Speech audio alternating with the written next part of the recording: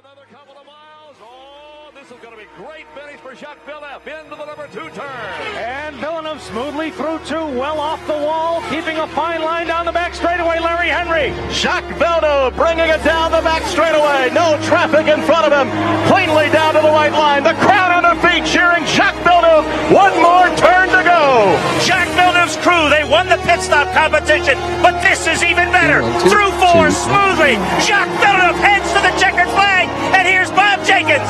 The checkered flag is waving, and Jacques Villeneuve wins the 1995 Indianapolis 500. The youngest driver in the field at 24 years of age has won at Indianapolis. The Verizon IndyCar Series on IndyCar Radio.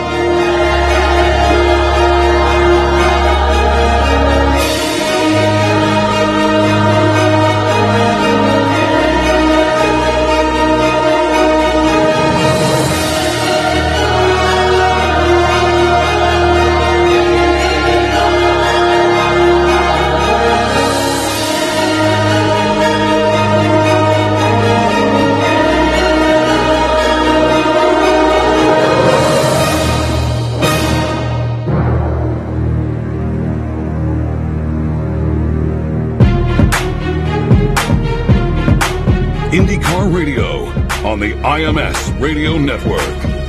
Here we are in victory lane for the glorious phase of this most spectacular finish of the 500-mile automobile race.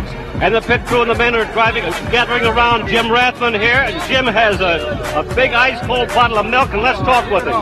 Just a minute, Jim. Keep it on. The pit crew is really gathering around him, and Julie Pratt, the queen of the 500 Festival, has put the garland of flowers around his neck. And just a minute, he's going to have another drink of that ice-cold milk.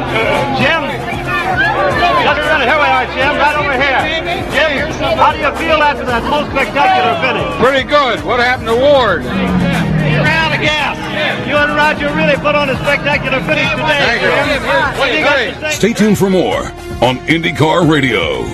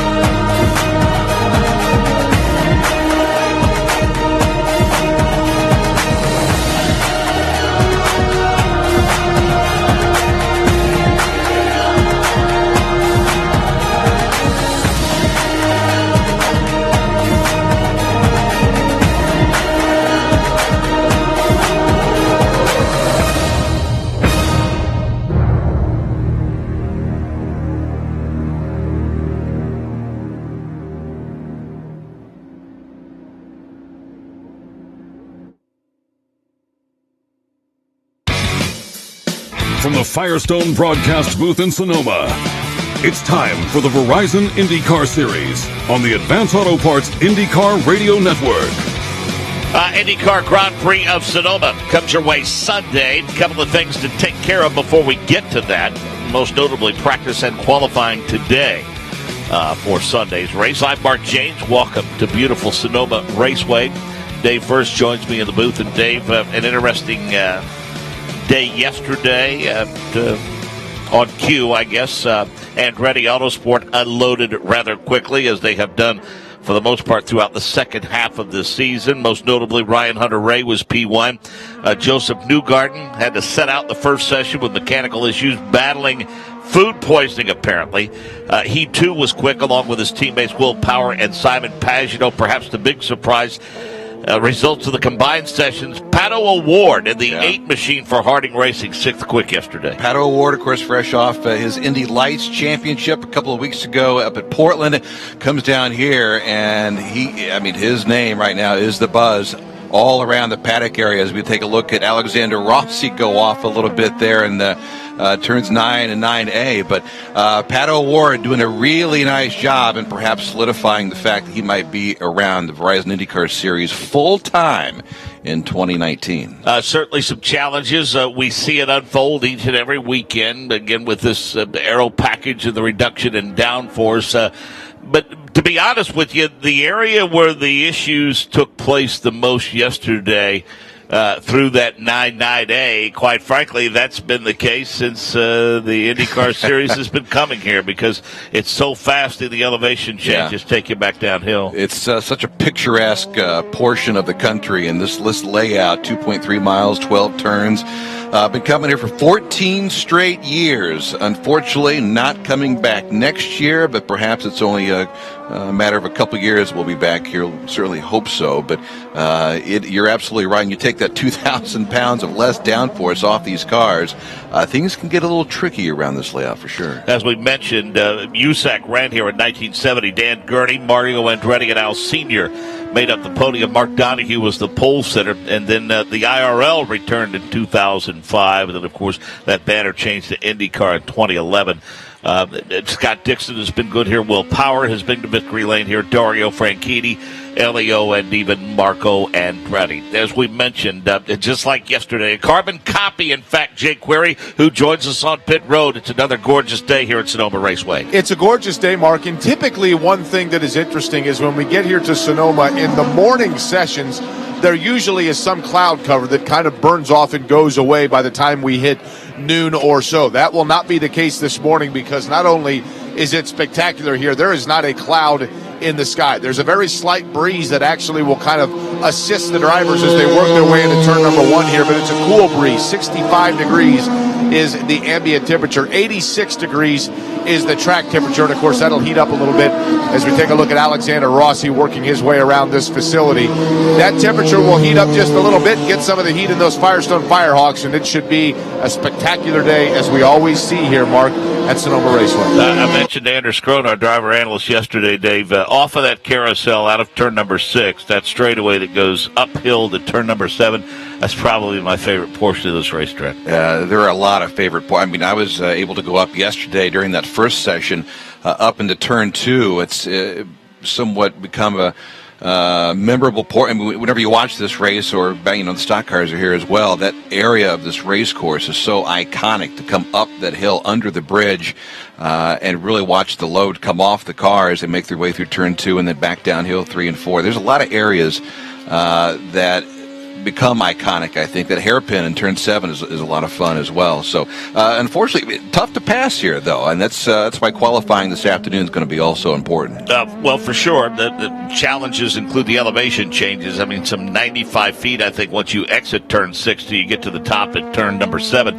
I think the most pronounced elevation changes from bottom to top are in the area of 110 feet, and that's going to have a noticeable effect on the race car the longer the stint goes in terms of the fuel tires. Yeah, once you start burning off that fuel and the tire wear goes away. And we saw a little bit of the reds, sticker reds go on during that second session yesterday, and that really gave a lot of teams fits. So once they got a couple of laps on those reds, we saw a lot of them coming back in. They were, as some were changing springs, including Scott Dixon, of course, has the points championship right now. So a lot of teams throwing a lot at it, because the Reds are going to be important when qualifying starts this afternoon. I got a guest for this session, going to give us a little different perspective than we perhaps have ever had before. We've kicked this around from time to time and finally made it happen here. He's with Dale Coyne and Vassar Sullivan Racing, been around motorsports all of his life, in fact, and very, very heavily involved in the sport, most notably a sponsor for Sebastian Bourdais. His duties really don't kick in until Sunday, but Chris Wheeler's decided to join us in the booth. Happy we can make that happen. He's also happens to be my neighbor in Speedway, but we're on speaking terms anyway. But Chris, welcome to Sonoma. Welcome to the booth. Man, thanks. It's good to be here. I know the Coyne Vassar Sullivan guys said we don't really need you on the spotter stand until Sunday, so feel free to go hang out with the boys up in the booth. And they don't need you, huh? Is this a sign of things to come? Chris, why don't you sit out this session? I'll be honest. I would say 85% of the spotters in IndyCar are probably up there working right now, and they work for a guy that needs help on a road course. I'm just really fortunate to have good point. Get to work with Sebastian Bourdais. There's one of the teammates there on your monitor now through 9A, I believe, taking a little detour. Yeah, well, let's talk about that. I guess the news that was just announced, and our good friend Bruce Martin suggested it yesterday. He had talked to Dale Coyne, and now it's official. Sebastian Bourdais will be back next year. That's great news. Yeah, I found out about it online this morning. So, Dale keeps it closer to the vest, though. Sometimes you realize that, right? Yes, he does. Yeah. Dale, my spotting career in IndyCar started with Dale and Bruno at the merger, and went away there for a few years. Now I've been with Sebastian for about 7 years, so it's good. I'm really pumped that this year we've got to have the Vassar-Sullivan group involved. They've done a great job. And I love racing with Sully and Jimmy. There's those two guys. I tell people all the time I'd go clean porta potties if those two were running the show. So we'll talk more about the specifics of the spotting duties and give folks a little insight as to what that's all about. Also on pit road for this session, we want to welcome in Michael Young. Hello, Michael. Good morning, Mark Janes, and I'll ditto what Jake Query said a little bit earlier. We don't get these perfect conditions in Sonoma very often. It is a beautiful day here as I sit in Scott Dixon, the point leader. He has a 29 marker advantage over Alexander Rossi, and he's just sitting in the cockpit of his car right now watching timing and scoring, and there's the big monitor here at Sonoma Raceway to Scott's right, and he's just kind of been watching Alexander Rossi have a couple of offs in no hurry to get out onto that track. And again, as I said, he's got timing and scoring on a iPad in his car, and he's just kind of sitting waiting before he goes out. He has a pair of scuffed Firestone blacks on his car right now. Update too on Pato O'Ward yesterday. He laid down that blistering lap in the second practice session, and on our timing and scoring chart we had that listed as blacks. I talked to the team, they said he did that on red, so we were maybe looking at a chance for some of these drivers to go to those black tires and lay down some quicker laps. That was not the case with Pato. He was on the Firestone alternate reds. He's pretty good, isn't he, Dave? I'm not talking about Michael Young, of course. I'm talking about I thought you were Pato talking about O'Ward. Michael Young. Well, we know He Michael is pretty good. but we found out yesterday just the level of talent that young man has in Patricio O'Ward. So much talent, and we saw it obviously with the dominating job he did in Indy Lights this past season. But he's a guy that came up through that discipline, formula racing, and then got thrown off, was doing some sports car racing, but was able to get back involved in the Indy Lights series, and he's just so good. And I got to think that the folks down in Mexico are keeping a close eye on this as well. And how great would that be to see some sponsorships coming back to the IndyCar series from south of somewhere south of the border. So Pato O'Ward, he has got a very bright future, and is so far doing a lot of good stuff here this weekend. As we mentioned, Chris Wheeler's in the booth with us for this session. So, Chris, let's go back to the very beginning. What made you get involved in spotting and for drivers, and then how did you get involved? Long story, right? So Packy, my dad, he was with Ganassi. He's a fueler. The Ganassi comes over to the IRL at the time. They said, hey, apparently we need this thing called a spotter. Are you interested? And it was actually not too long after that, Chris Griffiths, who, as we all know, led the Schmidt Indy Lights program all those years. Right. My parents made all the graphics. He was over at the office picking some up and said, hey, I need a spotter for the test tomorrow at Indy. Hey, Chris, do you want to do it? And I said, yeah. I raced a lot of my life until I was about 21, 22. And finally the medical bills outweighed the budgets, and it just didn't make sense. And so I went and I did that test. Griffithson says, hey, do you want to do the race? Hey, do you want to do the Indy 500 with Ayrton Dare? And then it was actually Mitch Davis the year that when everybody came together. You are throwing out some names, young man. Ayrton Dare and Mitch Davis. Ayrton Dare was my first Indy 500 on the spotter stand. And so Mitch Davis says, hey, Dale, we need a spotter. And Dale said, no, we don't. No, it's actually a rule in this series. And so we still don't need one. We'll send a truck driver up there. He said, no, look, this oval thing, it's different now. We race in packs. We're not spread out. And we pass. And so he said, yeah, whatever you want. And so Mitch called and said, hey, if you want to do this, you're my guy. And I said, yeah, let's do it. So there I was. Living the dream, right? Bruno Junqueira on the ovals, Del Coyne Racing. Didn't get much more exciting than that. It's chemistry, isn't it, though? Really, it is. Bruno and I got along great. I had some really good years with Alex Lloyd and James Jakes. A lot of really special moments with Justin Wilson. When we were together, and the Bourdais thing's kind of a weird deal. My wife doesn't understand it. Sebastian Bourdais and I are the two most opposite people in the world. and we become some of the best of friends and travel, on vacation together. He was in our wedding. And there's a bond that has to be there for it to go as long as the relationship has with Bourdais and I. There really has to be that level of trust, because Texas and you're 220 or whatever you might be, you don't look in the mirrors. So when I say clear, he's going off the voice call. He's not going off what he sees himself, and he's got to trust that.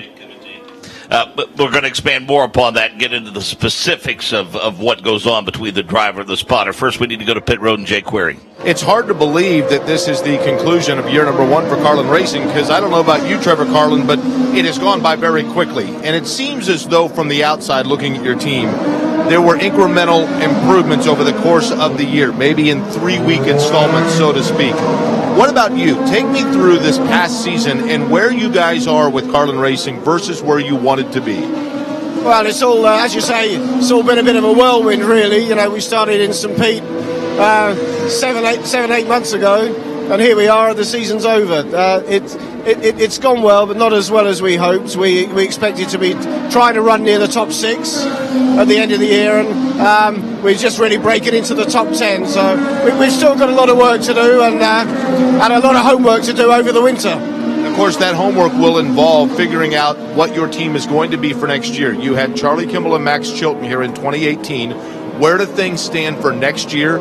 How many cars and who will be driving them? Well, I mean, we're hoping that Max and Charlie will both be staying with the team, and we're looking to expand our lineup to a 3rd car. So, one step at a time. There's a great deal of interest in IndyCar at the moment, and we want to be ready to take advantage of that. And if we could get a third car, that helps with our development, obviously. Who would be the contenders to drive a 3rd car for you? Oh, I have no idea at the moment. No idea at all. All right, Fernando Alonso, right? Oh, well, absolutely. He's top of the list. Now, with that, in terms of a 3rd car, from a financial standpoint, where do things stand? At what percentage would you put it that you would be a 3-car team next year? I would say probably 70-30 positive. And are you confident that it would be Charlie Kimball and Max Chilton that would be piloting the first 2 of those 3? As far as I know, sitting here today, yeah, that's looking good. All right, we appreciate the time. We'll let you get to work. I know Max Chilton just went back out on the track. We'll let you correspond with him in that 59 machine. Thank you. That's Trevor Carlin, Mark.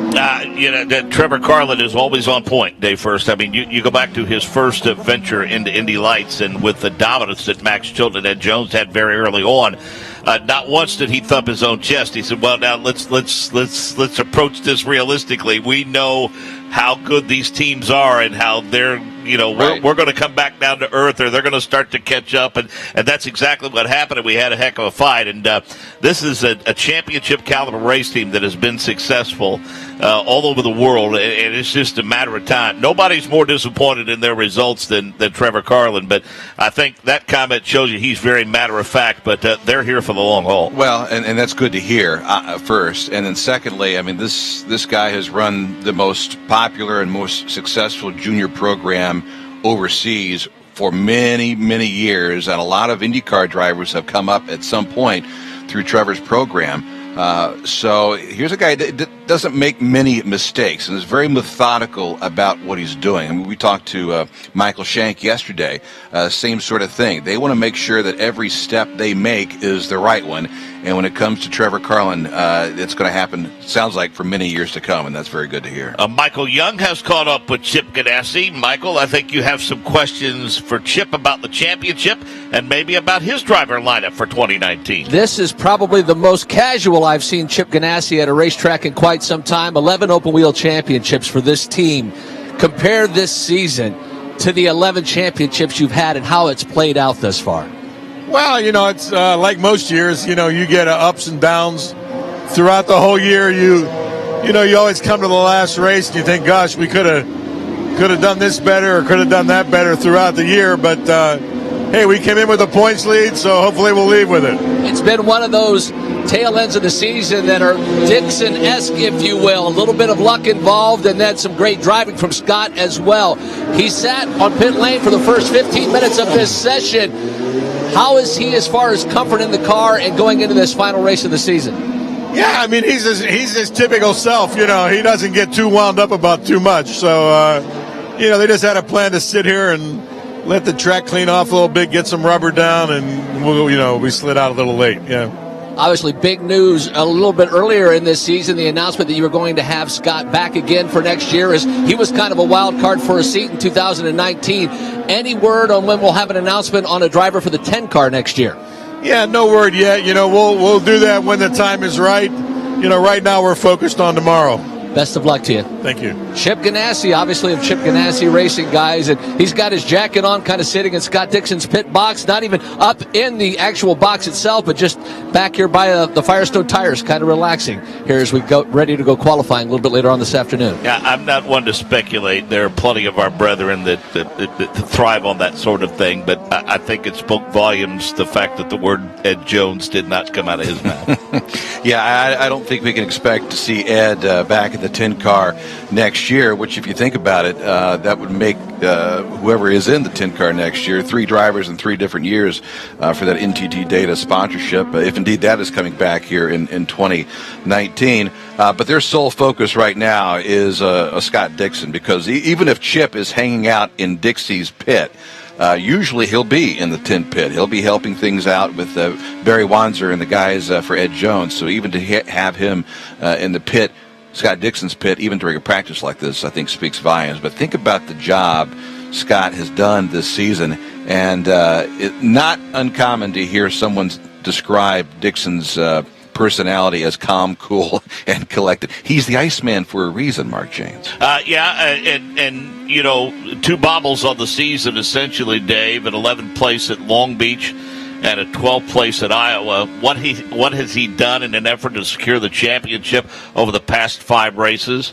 He won Toronto. He finished 5th at Mid-Ohio, finished 3rd at Pocono, finished 3rd at Gateway, and perhaps his best drive of the season was at Portland, in which he finished 5th. It's been described as pulling a rabbit out of the hat.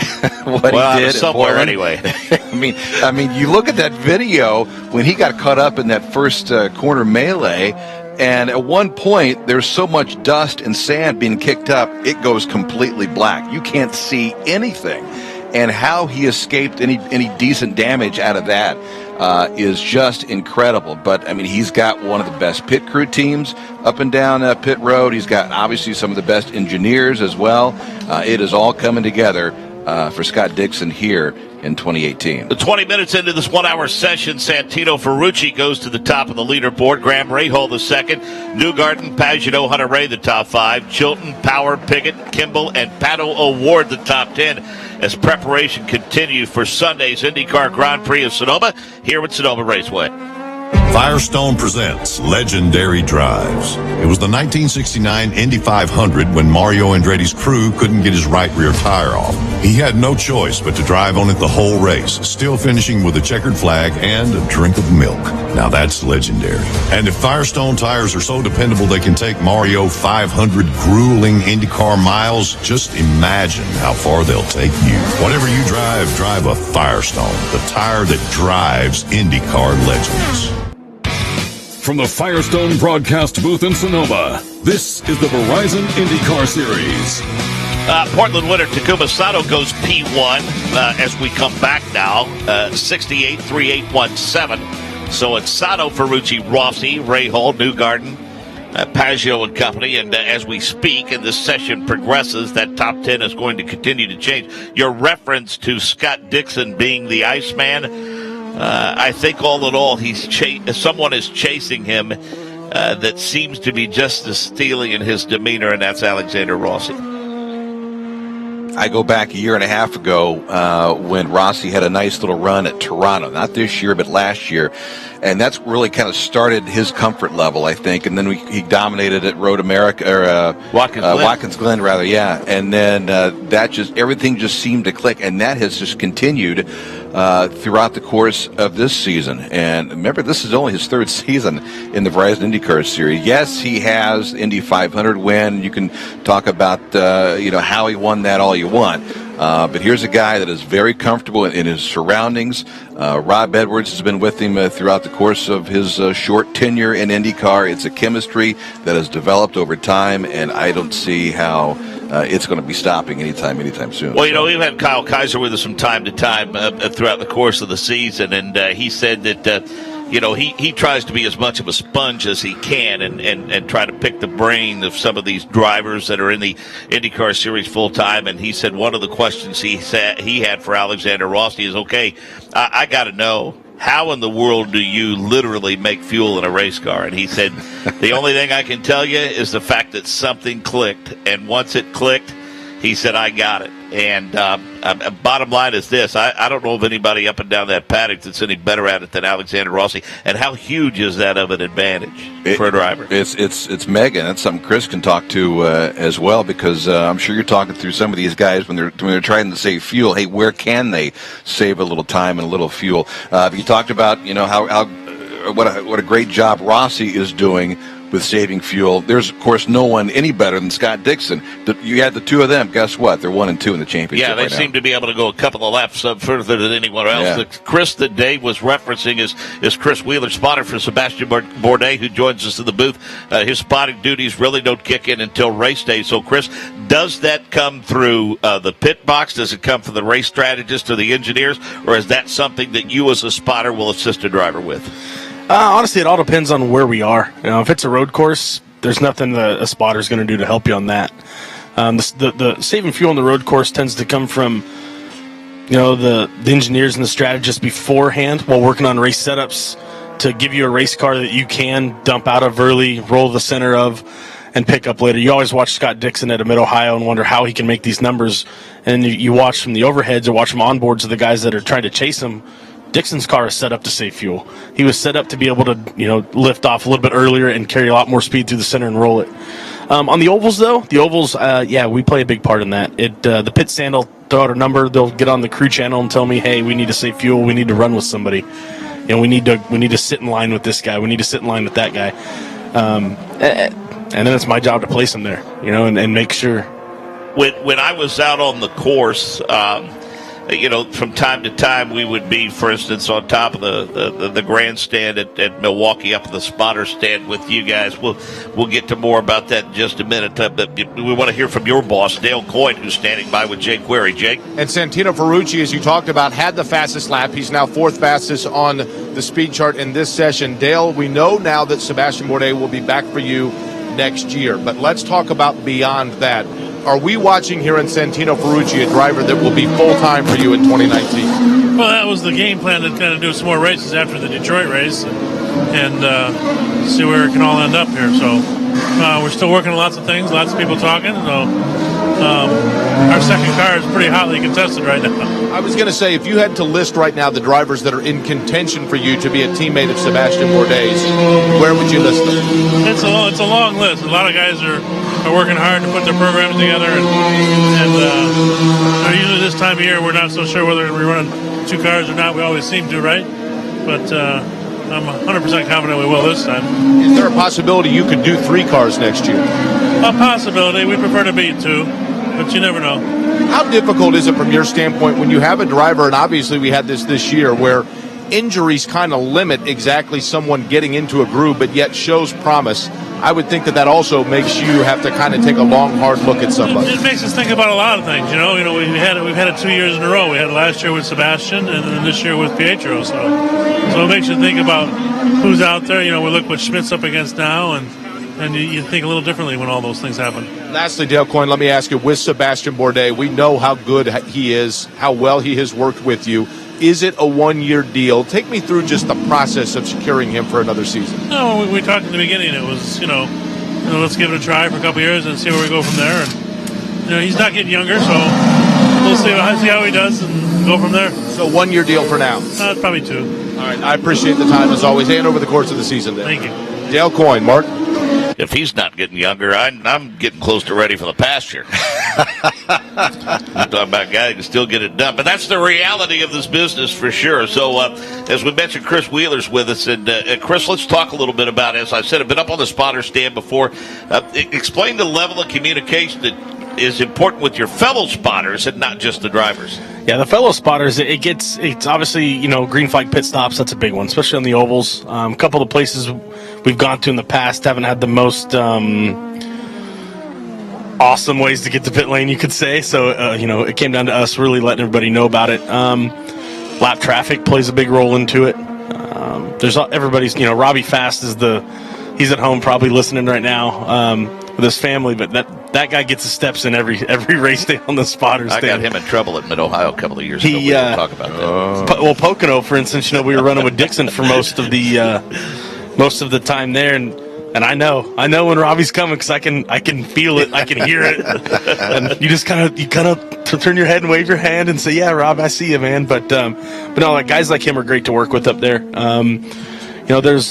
There's some people that just don't want to communicate with you and don't want to help out, and honestly are probably too scared to even get on the crew channel and ask or mention what we're trying to relay. And that sometimes that's experience. Sometimes those guys are put in bad situations. I was going to ask you how much experience plays a factor in all that, because if you're around the sport more than a couple of years, there is a camaraderie up there, I think, amongst all the spotters, correct? Yeah, I mean, when you show up with ice cream in May, we all act like we're best friends. That's right. But that's only because we all want ice cream. We did that for a piece on RTV6 during May, yeah. But and whether the cameras are there or not next year. Which I noticed no one turned down the ice cream. You better be back. You better be back next year? Yeah. Okay, we can work that out. There's, at the end of the day, they're all a good group of guys up there. And it's crazy, the difference is you've got Lee Bentham up there, right, who has had his opportunities and was a good race car driver. You got Pancho Carter up there, right? I mean, his sons are up there too. Cole is sometimes. Now, that was a weird thing with Andretti going rallycross racing and that. They actually went to the rallycross side, but Cole's back now with Veach. Yep.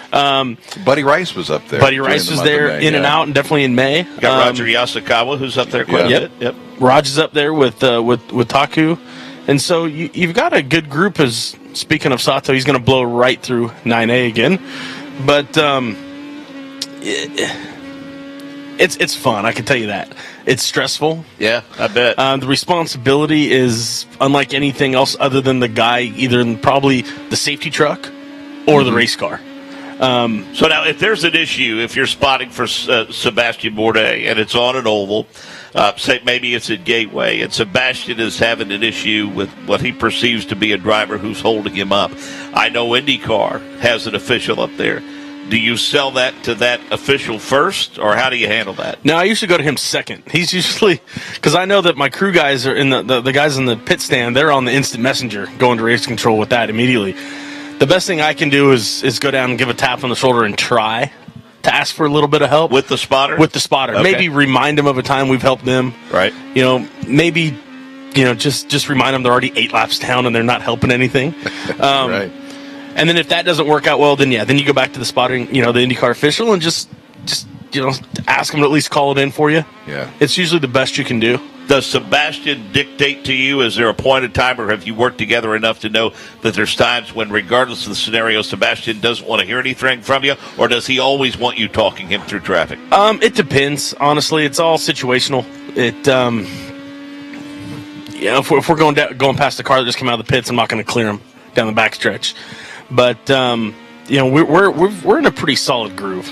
I can kind of how I know that we've made it to a level of trust and communication is that on an oval I can come down after practice and talk to him about the understeer he developed in the second run.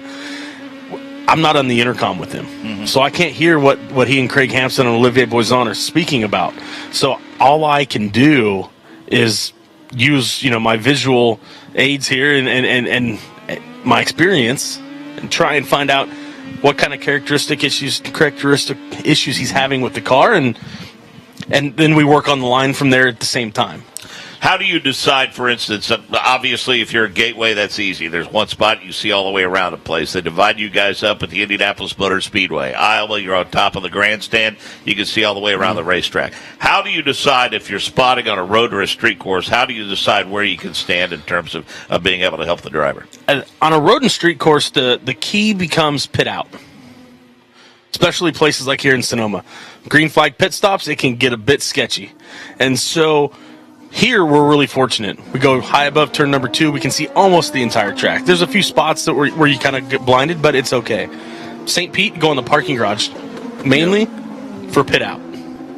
Toronto, pit out. Mid-Ohio, you go over to the keyhole. Because that's the most crucial part of a road course. Yeah. When you got guys exiting pit road, and you need to make sure they're avoided. So Alexander Rossi is P1. Joseph Newgarden is second quick. Look at Zach Veach. He's third quick. Sato, Ferrucci, Jones, Andretti, Rahal, Harvey, and Hinchcliffe the top 10. King, Fittipaldi, Pagano, Ryan Hunter-Ray, and Max Chilton. Then Power, Pickett, Kimmel, Pato O'Ward, and Colton Herta. Laced, Dixon, Bourdais, Kanaan, and Munoz. 25 cars here this weekend in this season finale. And Dave, first, for all intents and purposes, it looks like we could be as high as 28 next year. Maybe not week in and week out, but by and large, the majority of the weekends we could have as many as 28 cars. And there's already talk about maybe that being an issue with some of the road courses we go to because there aren't 28 pit stalls. It's some of these places we go to, it's already pretty tight. And so when you add a couple more cars, it's going to become all the more so. Let's go to pit road and Jake Query. Speaking of Chris's team, that Sealmaster machine of Sebastian Bourdais, who we talked about earlier with Dale Coyne, announced earlier today that he will have a 2-year membership, or I should say a deal with Dale Coyne. But this session for him has come to an end prematurely because of an issue with the clutch. Sebastian Bourdais out of the car. They will wheel it back. Good news, Mark. They'll have plenty of time to get that ready before qualifying. Yeah, plenty of time indeed, Dave. First, I think we have some 3 hours in which to pass the time between sessions today. So we'll have a bit of a break. I don't need to visit any wineries during the break because Dave took care of that for me. You've got a nice little care package for me to take. Yeah, when you head back to go see Desiree. So, there you go. By the way, just 4 laps for Sebastian Bourdais before the clutch issues in that number 18. Chris, you're shaking your head. It's just, it's racing. Stuff happens. Those Coyne, Bassett, Sullivan, Steelmaster 18 guys have literally all season long busted their tails. They have, yeah. I tried about 9 different ways in the month of May to get them over to Mug and Bun. But the fact of it is, they're usually some of the first guys here. Yeah. Most likely the last guys to leave.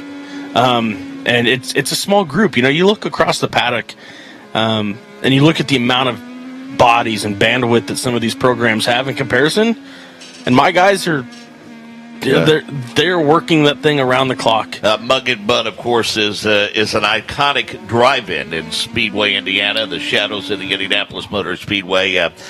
Tenderloin certainly above average, and the root beer is outstanding. By the way, but to second your point on that, I know you weren't at Portland, but the job they did on Saturday, from Seb's accident to getting a car ready to qualify that afternoon, that was nothing short of spectacular by that team. When I'm not on the road, like in Portland, for example, I still speak to Sebastian about 2 or 3 times a day. Yeah. Whether it's a text message or a phone call, and that's part of that relationship you guys have developed. No, over absolutely. the years. And I think I was playing golf, and I saw the accident on Twitter. Yeah. And I checked it out, made sure that everything was okay. Sent him a text, "Hey, how you feeling?" He said, "Yeah, I'm fine, a bit sore." And I said, "Well, don't get it ready for qualifying. It's okay, just reset." And he goes, "Oh man, I don't know." Yeah. Okay. Even he questioned what was going to happen for qualifying that day. Yeah. So they get the thing ready. It's the Frankenstein mobile. And next thing you know, he's going to the Fast Six. That's right. Michael Young has an update on some of our championship contenders. Michael? Just 2 seconds ago, Mark James, I looked at the timing and scoring chart, and we have Scott Dixon atop. Alexander Rossi now P2. How fitting that this championship has come down to the very end, and those two are 1 and 2. Dixon came in about 5 or 10 minutes ago, and they changed the rear dampers on that car. Different springs in there. I couldn't tell if they went softer or stiffer on those rear springs. He also did an adjustment to the front end. Alexander Rossi just came in, and he has adjusted his front ride height. So they've lowered that ever so slightly to try to get that car to be a little bit quicker. I have not been able to tell if they've done anything as far as the springs go into that car, but Dixon with a swing at it a little bit earlier, that helped him go to P1. Dave, I think someone should let these drivers know that 9A is not actually part of the race course. I can see it in plain view, just outside of our booth, and I mean, They've laid some rubber down on the dirt. In fact, Dave, no, they haven't, obviously not possible, but I mean, it is noticeable. There have been a lot of cars carrying a lot of speed into that turn and been forced to run through the dirt. And it's not just the guys towards the back end of this field. No. It's been, the guys that have won here before, guys that have had a lot of success here at Sonoma. Will Power not too long ago. Sato went through as Chris was describing. So I tell you what, can't say they're not pushing it out there with qualifying set for later this afternoon. Scott Dixon is P1, then Ryan Hunter-Ray, Rossi, Newgarden, Veach, the top 5, Pagano, Sato, Ferrucci, Andretti, and Ed Jones, the top 10. Preparations continue for Sunday's race here in Sonoma. Firestone presents legendary drives. Super speedways, short ovals, dry tracks, wet tracks, concrete or asphalt. The IndyCar Series is the ultimate test for a driver. And being a driver that can adapt to anything means having a tire that can do the same. That's why we build Firestone tires to handle it all. Because if they can endure all that, well, you can bet they'll bring you to victory every day. Whatever you drive, drive a Firestone, the tire that drives IndyCar legends.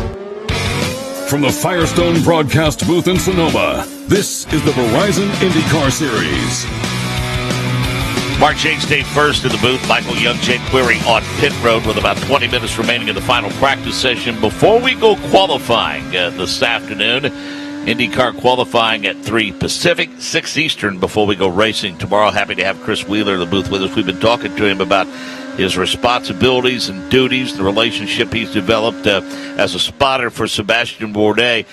Let's talk a little bit about your association and affiliation, of course, with Bell Helmets. An exciting year for you guys, Chris. You moved into a brand new facility on Main Street in the shadows of the Indianapolis Motor Speedway in Speedway, Indiana.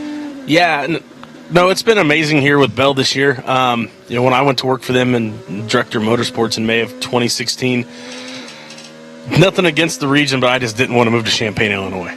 And I loved the west side of Indianapolis. I love Speedway, and Kyle Kitzman, our president and CEO, finally said, "Go for it," and he let me go find a space right there on Main Street, and we've moved all of the racing for Bell Racing USA, the racing division, all the digital and social media, the content creation, all of that stuff has moved in there as well.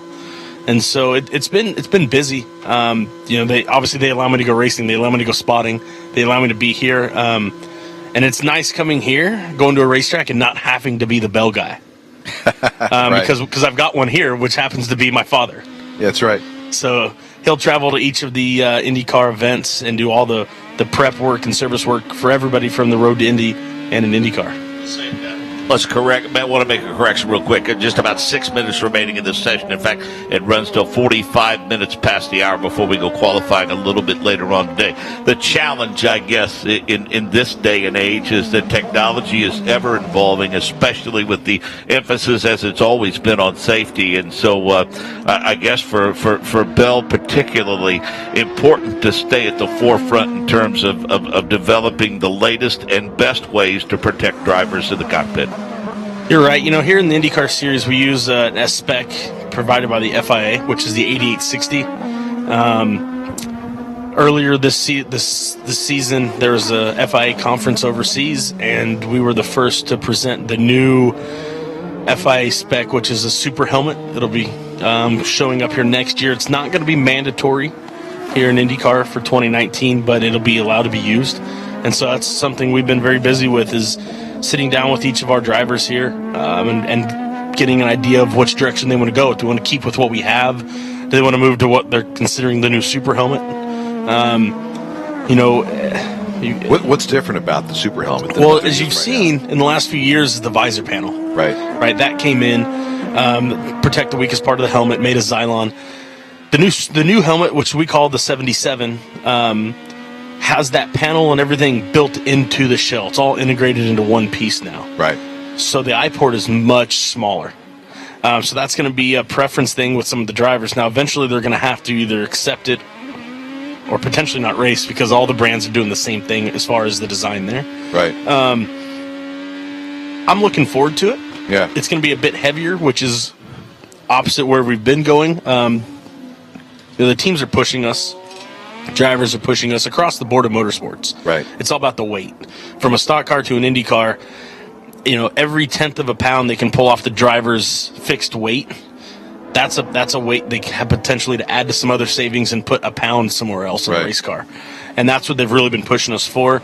And we've also done a lot with our stock car program and learned that, hey, the lighter we can keep these things on the head, the more mental clarity they have at the end of the day. The better focus they have, and the better physically that they feel at the end of a long day. Yeah. It's not unlike what we see in football sometimes, Mark. With the helmet technology that's changed in that sport. Each and every day for sure. I would imagine you've been at this long enough now to where it's probably pretty cool to deal with a client who first came through your door as a karter and watching them go up through the ladder and then achieve a lot of success in their profession. Well, that's what makes things like this weekend so fun. There's another spotter, Mike Marini. He's with Marco Andretti. Mike and I worked in the top levels of karting for a long time. We were there when Oliver Askew and Kyle Kirkwood were racing in micro and mini max against Patricio Award. Right? I mean, they were no higher than our knees, and they were out there running around the Florida Winter Tour. And so, just like as Rob Howden often talks about watching these kids come up through the ranks, it's been truly enjoyable. And I mean, it does not feel like it was that long ago that Pato Award was in mini max. And I sat with his mechanic for every session. So to see him here in the IndyCar Series this weekend it's cool. Pretty special, yeah. Yeah, absolutely. And I put a big emphasis on, like I said, Kirkwood and Askew. Those kids have done a fantastic job coming up out of Florida and best friends, and they drive an identical race car, and hopefully one of these days we'll see them as teammates here. I just think of all the great drivers that have used Bell through the courses of their career, and I think back to the late great Dan Gurney. He was a Bell athlete, correct? Yep. Yeah. And the innovation that he came up with. Did he have the first full front helmet? He did. Yeah. Okay. He did. He had the first full face helmet was the Bell Star. Okay. And that helmet as far as I know to this day, still sits in his office in Southern California. Yep. There's three. There's three helmets in the Bell family that I think are the three most important. One of them would be the first full face of Gurney's. Yeah. Your 69 winner of Andretti, which was the last open face to win at Indianapolis. And the Steve McQueen, which was on display, as you saw, for the grand opening of our facility, the helmet he wore in the mall. Yeah, pretty cool. So do you guys provide the open face helmet for our good friend Kevin Olson when he runs the Chili Bowl? We do. Just this week, we had a Unbox My Bell on Twitter for the legendary and ageless KO. Oh, boy, that's for sure. He's obviously, rightfully so, a Hall of Famer, a two-time national midget champion. A red flag with just about a minute to go in this session. That's probably going to throw the checkers on it. It's for Carlos Munoz in the 6th, who spun out in turn number 9A. It's been a troublesome spot for these drivers throughout the course of the session for sure. So, Chris, if people want to find out more about the great work you guys do with Bell, where can they find you online and on social media? bellracing.com and then at Bell Racing USA across our social platforms. You won't be disappointed in the content, I can tell you that. They those kids sure are creative and like to have a good time. Well, how about your personal social media? At the Chris Wheeler. If you don't like the USC Trojans or Dodgers baseball, you might not want to follow along because it's that time of the year where I start getting kind of cranked up on it.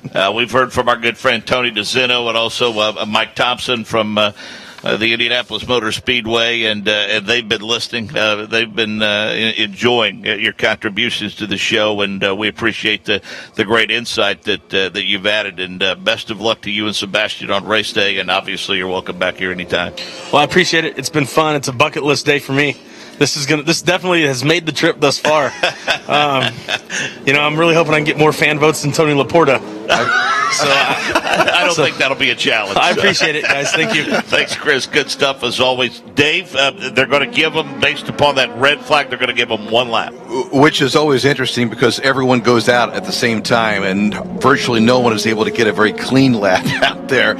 So spacing is going to be like qualifying when you go out later this afternoon, when you have half the field go out all at the same time and try to get a little room, gap themselves as we take a look right now at Scott Dixon Still quickest right now at 1:17.9. That's not as quick as Joseph Newgarden nor Ryan Hunter-Reay went yesterday in practice, but Scott Dixon out there again, he's caught up in traffic. Interesting that Alexander Rossi did not take advantage of this opportunity to have one more lap before qualifying. He has already climbed out of his Honda. Alexander Rossi will do no better than fourth quick in this practice. I mean, if you're not going to get a clean lap, if you don't, and you don't know what you've got on in terms of tires. Although if you're going to do a sim, you probably already had those on. But I mean, you look at cars going through 7 right now. What are there? 5 cars lined up there, essentially nose to tail. So maybe they'll gap themselves a little bit, and then after this out lap, they'll get one more after that. They'll have a good idea where they stand for sure. But I mean, qualifying sessions, it's interesting to watch them unfold, Dave, because everybody, they go out on those blacks, lay down a lap, and then about the 4.5 minute mark, they all come back to pit road, and that's when they go to the red, and that's when things typically get busy for you during qualifying. That's the formula. It seems about halfway through, they all come in and take off those primary blacks and throw on some alternate reds. You'll see some of the guys towards the back of the field try to do a double stint on reds just to try to make it past the first round of qualifying. But Scott Dixon, these guys, I mean, consider this. They had all day on Thursday. It was a long private team test session. Most of these teams turned about 80 laps or so in that. Then they came back, had 2 practices yesterday. Now we got another practice this morning. And even Scott Dixon, who has the points championship right now, doing everything he can, using every second of time available out there to get ready for race weekend here. His average starting position is 7.9, Dave. So, we might as well call that 8th, although his average finish is 4th place. But, qualifying hasn't necessarily been kind to Scott Dixon in 2018. Case in point, he has no poles on the season. Yeah, it's been interesting to watch Scott, maneuver, make his way through the course of the season this year. But that team, that group, led by Blair Julian and the crew, the Wolfpack is what they call them, they have done a tremendous job to keep Scott Dixon at least towards the front. I mean, his worst finish this year was a 12th at Iowa, and that could have been much, much worse with the issues that they had there. And, of course, you go back to Portland a couple of weeks ago. But Scott Dixon, 29-point lead over Alexander Rossi. And speaking of Alexander Rossi, Jay Query, you've caught up with him. Rossi got out of the car, as you talked about, did not take advantage of that last opportunity for a lap. Here we are, Alexander Rossi, essentially 2 sessions left in this season, a qualifying and a race. You're right in the thick of it. Take me through your mindset at this point. We're just trying to improve each session and, get the 27 lap Andretti Honda car faster. But it's tough around here for sure. I mean, how it was this morning is certainly not how it's going to be this afternoon. And, it's hard work for everyone. You see guys slipping and sliding out there all the time. So it'll be interesting. It'll be very competitive this afternoon, and look forward to it. We're obviously within the shadows of where you grew up. You have a lot of friends and family here. And this points championship with a double points weekend, how do you categorize it in your mind? How do you separate it, the pressure, the expectation from the job at hand? I don't know. I mean, no different than Iowa or Toronto, really. I mean, it's a big race from a support and fan standpoint, personally, which is amazing. It's great for people from my hometown who didn't get to see me race in Europe to be able to come to this race and this venue and have such a spectacular setting. So obviously I hope that we can give them something to celebrate, but at the end of the day, I mean, it's just another day at the office, and we're trying to execute and do our job as best as possible. Do you get nervous? I'll get nervous like Sunday morning probably. More so than any other race? No.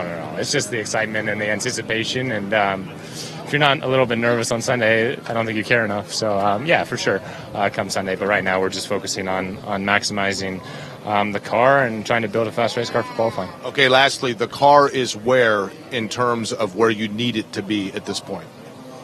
0.16 seconds away. So I think we made a big step forward today from where we were yesterday. We were miles off yesterday. So the Andretti team, as they usually do Friday night, did a great job putting our heads together. Ryan and I are on the same lap time, 3rd and 4th. So hopefully we can make another step, and it'll be good enough for pole. Appreciate it. Best of luck. Thank you. That's Alexander Rossi. Michael? with Scott Dixon, P1 in this final practice session of the year. You made a little change to the car, saw some rear springs go on the front, you made some adjustments, or the rear, and then some adjustments to the front as well. Your Achilles heel, if anything, this year has been qualifying. Looks like you have the car to get maybe a pole today.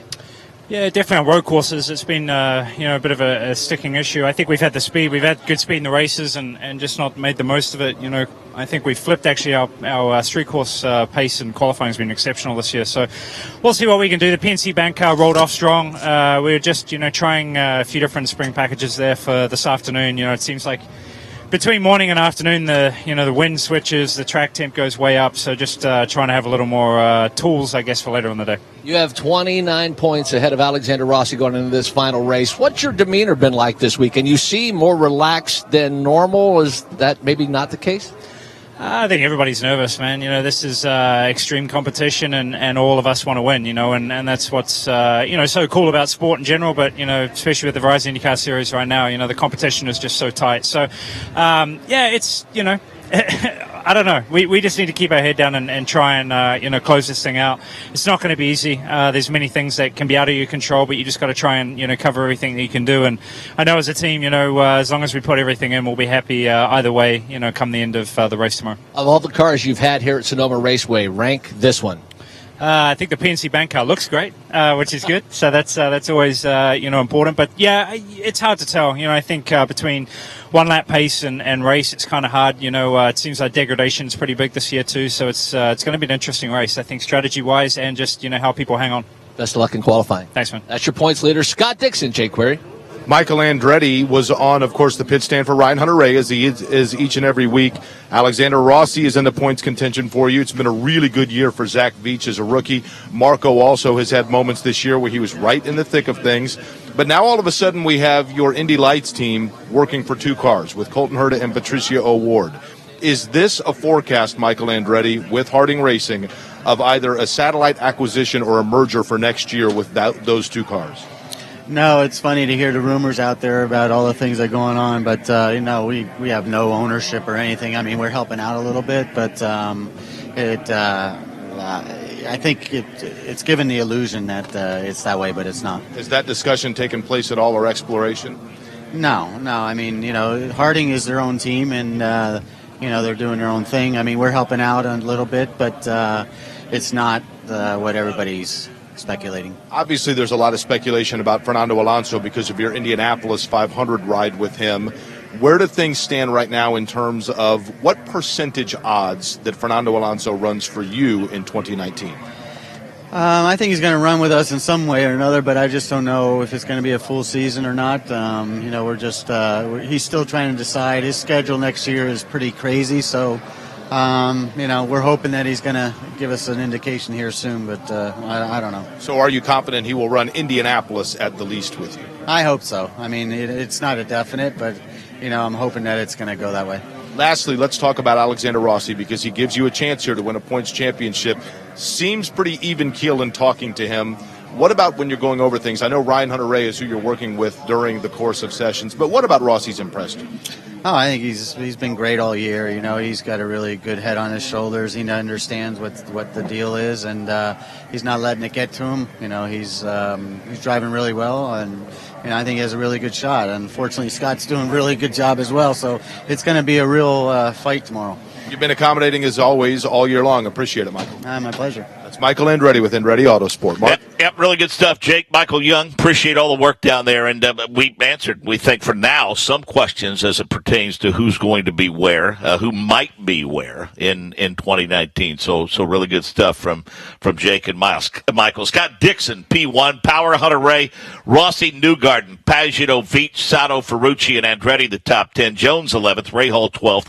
Then Kimmel, Pickett, and Harvey, Hinchcliffe, King, Fittipaldi, Munoz, and Chilton, O'Ward, Herta, Kanaan, Laced, and Bourdais. Don't forget, qualifying comes your way this afternoon, 6 p.m. Eastern. 3 p.m. Pacific time. We'll see where the championship contenders line up for tomorrow's race. The director of the Advanced Auto Parts IndyCar Radio Network is Wally Levitt.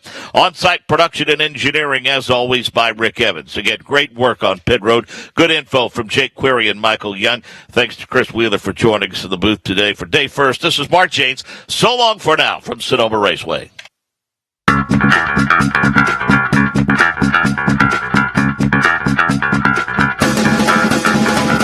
IndyCar Radio on the IMS Radio Network. A.J. Foyt down the main straightaway. The checkered flag is out. A.J.'s hand in the air. He is the winner. A.J. Foyt at Indianapolis has won his fourth 500-mile race. A.J. Foyt, our winner. The flag will fly now for Tom Sneva and then for Al Unser. We will be talking with all of these drivers in just a moment. And we await A.J. Foyt along with a host of others, including Tony Holman. The family car for the first time wondered, if only for an instant, if maybe, just maybe. IndyCar Radio on the IMS Radio Network.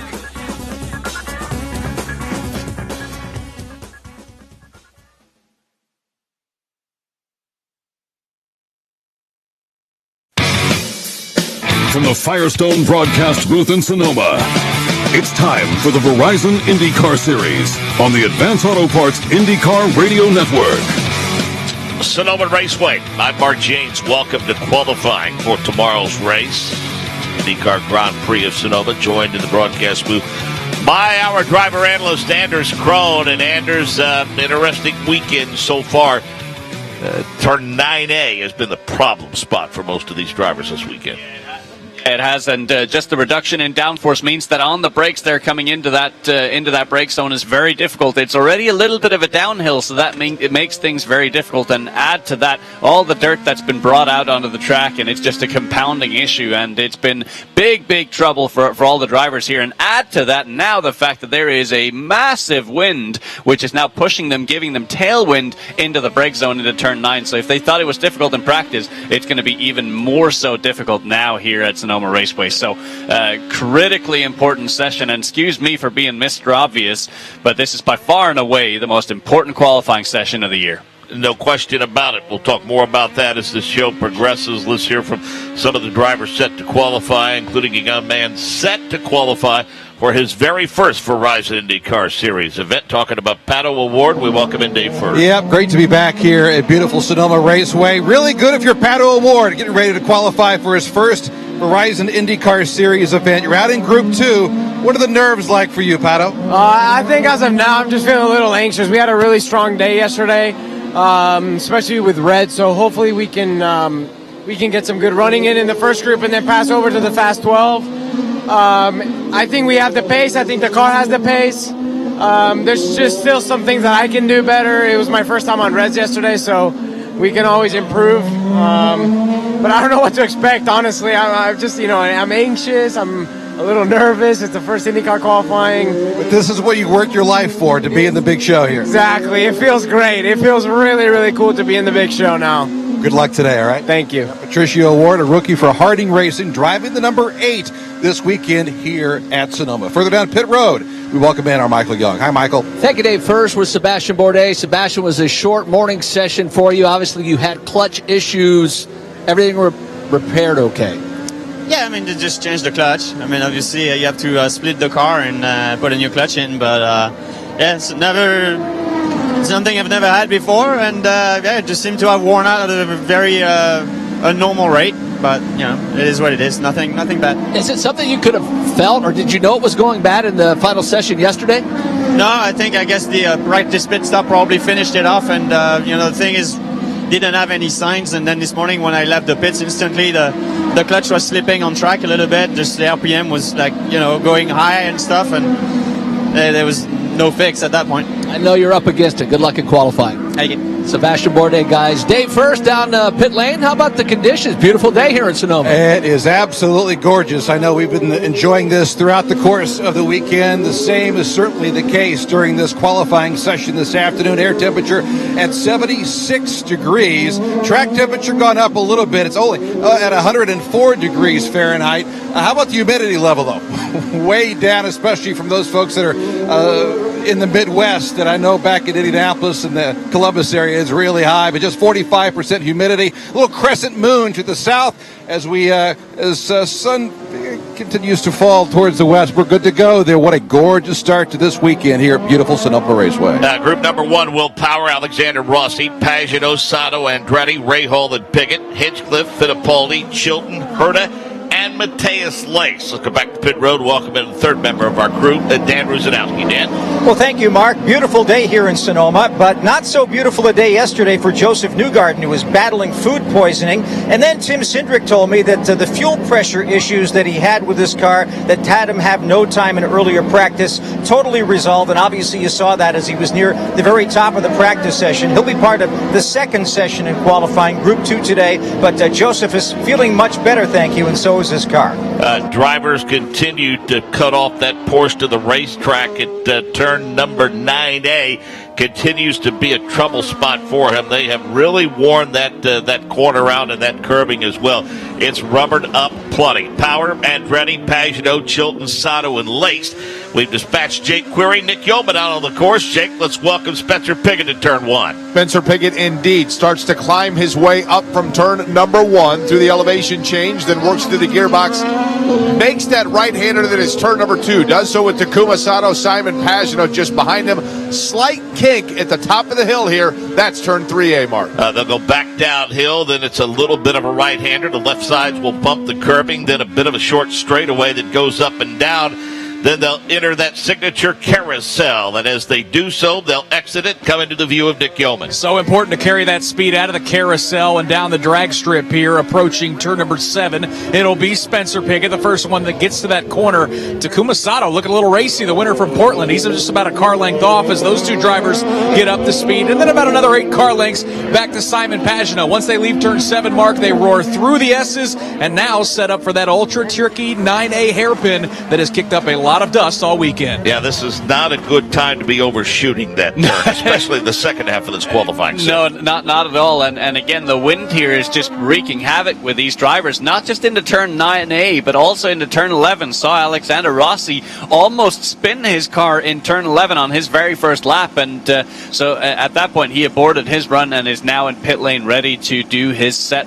Or his run, rather, on the Firestone alternate tires, and spent a lot of time talking to the engineers up and down the grid, and it certainly seems like tire drop-off is the number one talking point this weekend. Everyone's seeing massive drop-off after just 2-3 laps, so wouldn't be surprised here to see the fastest time on these Firestone Reds come on the very first flying lap they do, so it's going to be absolutely crucial to get a clean lap here with 3 minutes to go in this Group 1. And Dave, first on cue at the halfway mark of the session, activity on pit road picks up. No question about it. Simon Pagano, a 2-time champion here at Sonoma, switching to the alternate Reds. A couple guys already started on the Reds. That includes Max Chilton, Matthias Lace, guys that aren't expected to do, well, at least they're going to struggle to get to Q2. We'll see what happens and see if that double stint on Reds pays off here today. Michael Young. James Hinchcliffe, Graham Rahal, Takuma Sato. You just heard Will Power, and there goes Alexander Rossi along with Spencer Pickett. They're all on Reds. Expect those lap times to start to fall. And we are seeing them leave pit road with a pretty decent gap, so they're not really going to have to gap themselves once they get out onto the course. Yeah, you wouldn't hope so, but if you look at Alexander Rossi right now, he's up under the back wing here of Will Power, so he's going to want to gap himself, and this is crucially important because with wanting to set your fastest lap on your first flyer, you really need to generate the tire temp unimpeded by anyone else coming up to that. So what you see Alexander Rossi doing here is he really needs to gap himself so he can generate the tire temp so he can really be on it. And for qualifying, the timing line is actually coming through turn 10, so that's how you have to time your run. So you really need to generate that gap in turn 7, build your gap, and then be on a flyer to have the tire temp just right for when you exit turn 9A and 9B. The Power, Sato, Andretti, Pagano, Chilton, and Rahal, the top 6.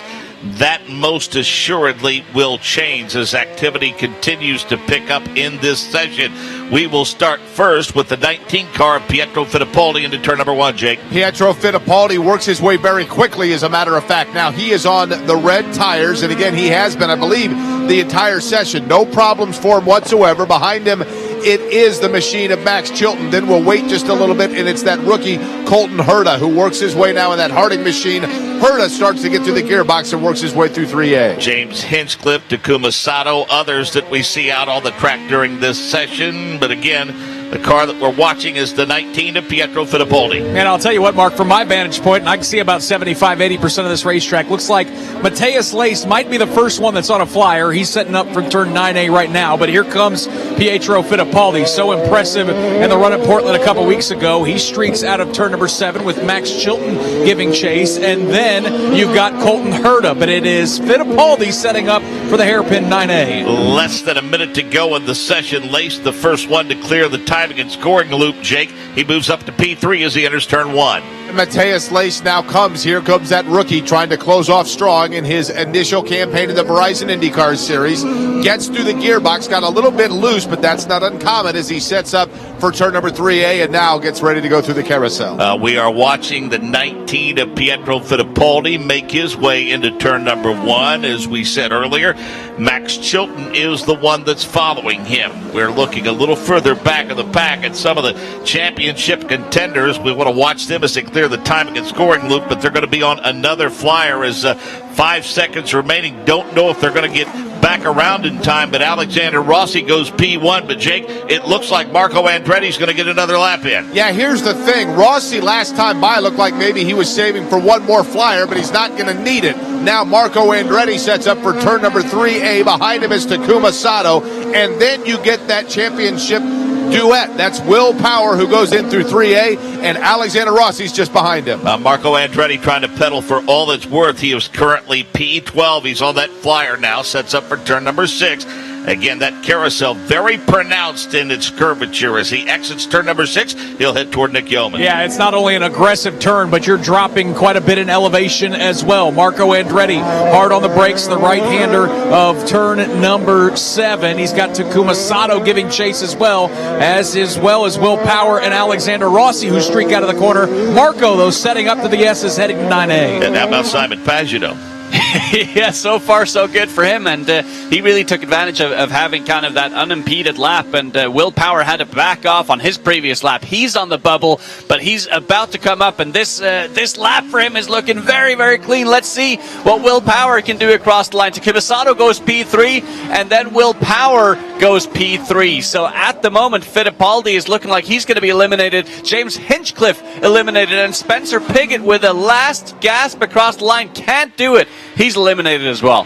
The 6 that move on: Simon Pagino, Alexander Rossi, Will Power, Takuma Sato, Marco Andretti, and Graham Rahal. On the outside looking in, Pietro Fittipaldi, James Hinchcliffe, Spencer Pickett, Colton Herta, Max Chilton, and Mateus Lace, as qualifying is underway here at Sonoma.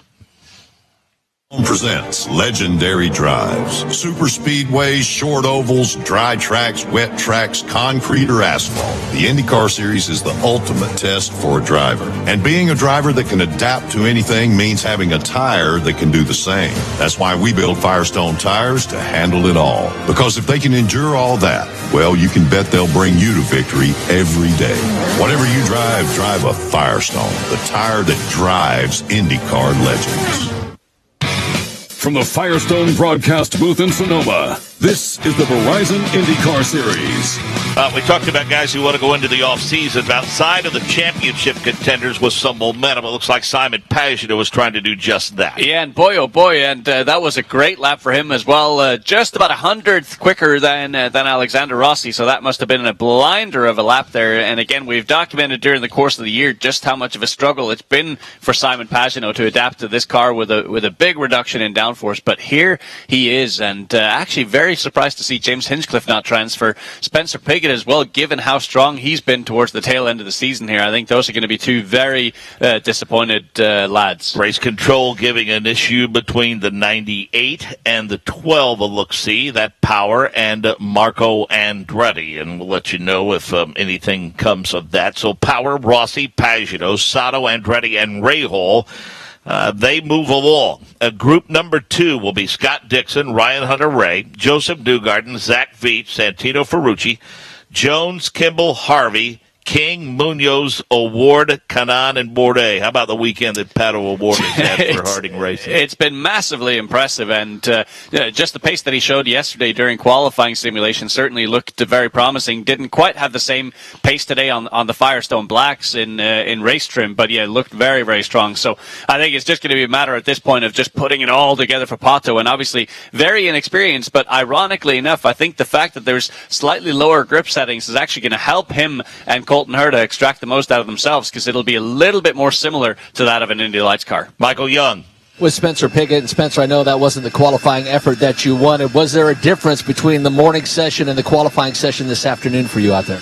Not really, unfortunately. You know, we're trying to change the balance from this morning to get it more what we needed to go faster, and you know, we didn't quite hit the nail on the head, unfortunately. So you know, it'll be tough starting spot for the Fuzzies Chevrolet, but you know, we've got a great team here and a long race tomorrow, and we'll try our best to work our way up. You've certainly been quick the second half of the season. How is this as a race car as opposed to a qualifying car? Kind of tough to tell. You know, we haven't done more than a handful of laps each outing so far this weekend, so the race will probably be a little bit of an unknown. You know, hopefully we can keep the tires underneath us and have a good, consistent car. Good luck tomorrow. Thanks. That's Spencer Pickett, guys. Interesting, Anders, because between Thursday and the practice sessions, both yesterday and today, I can't remember the last time teams have had this much preparation for a race weekend going into the weekend. Yeah, no, and it's just strange because despite that, the teams seem to be so focused on qualifying around here that it's almost like the race coming up on them is a surprise. Like, oh, we forgot to do race runs, and we know that this is a track where track precision is absolutely key, where overtaking comes at an absolute premium, and tire wear is just so high. So that's part of the planning from their perspective, is they want to save the tires as much as they can. But I can't help but think that if you have someone out there that's focused more on race runs than anyone else, then they're going to have a huge advantage in the race just in knowing exactly how badly the tires fall off.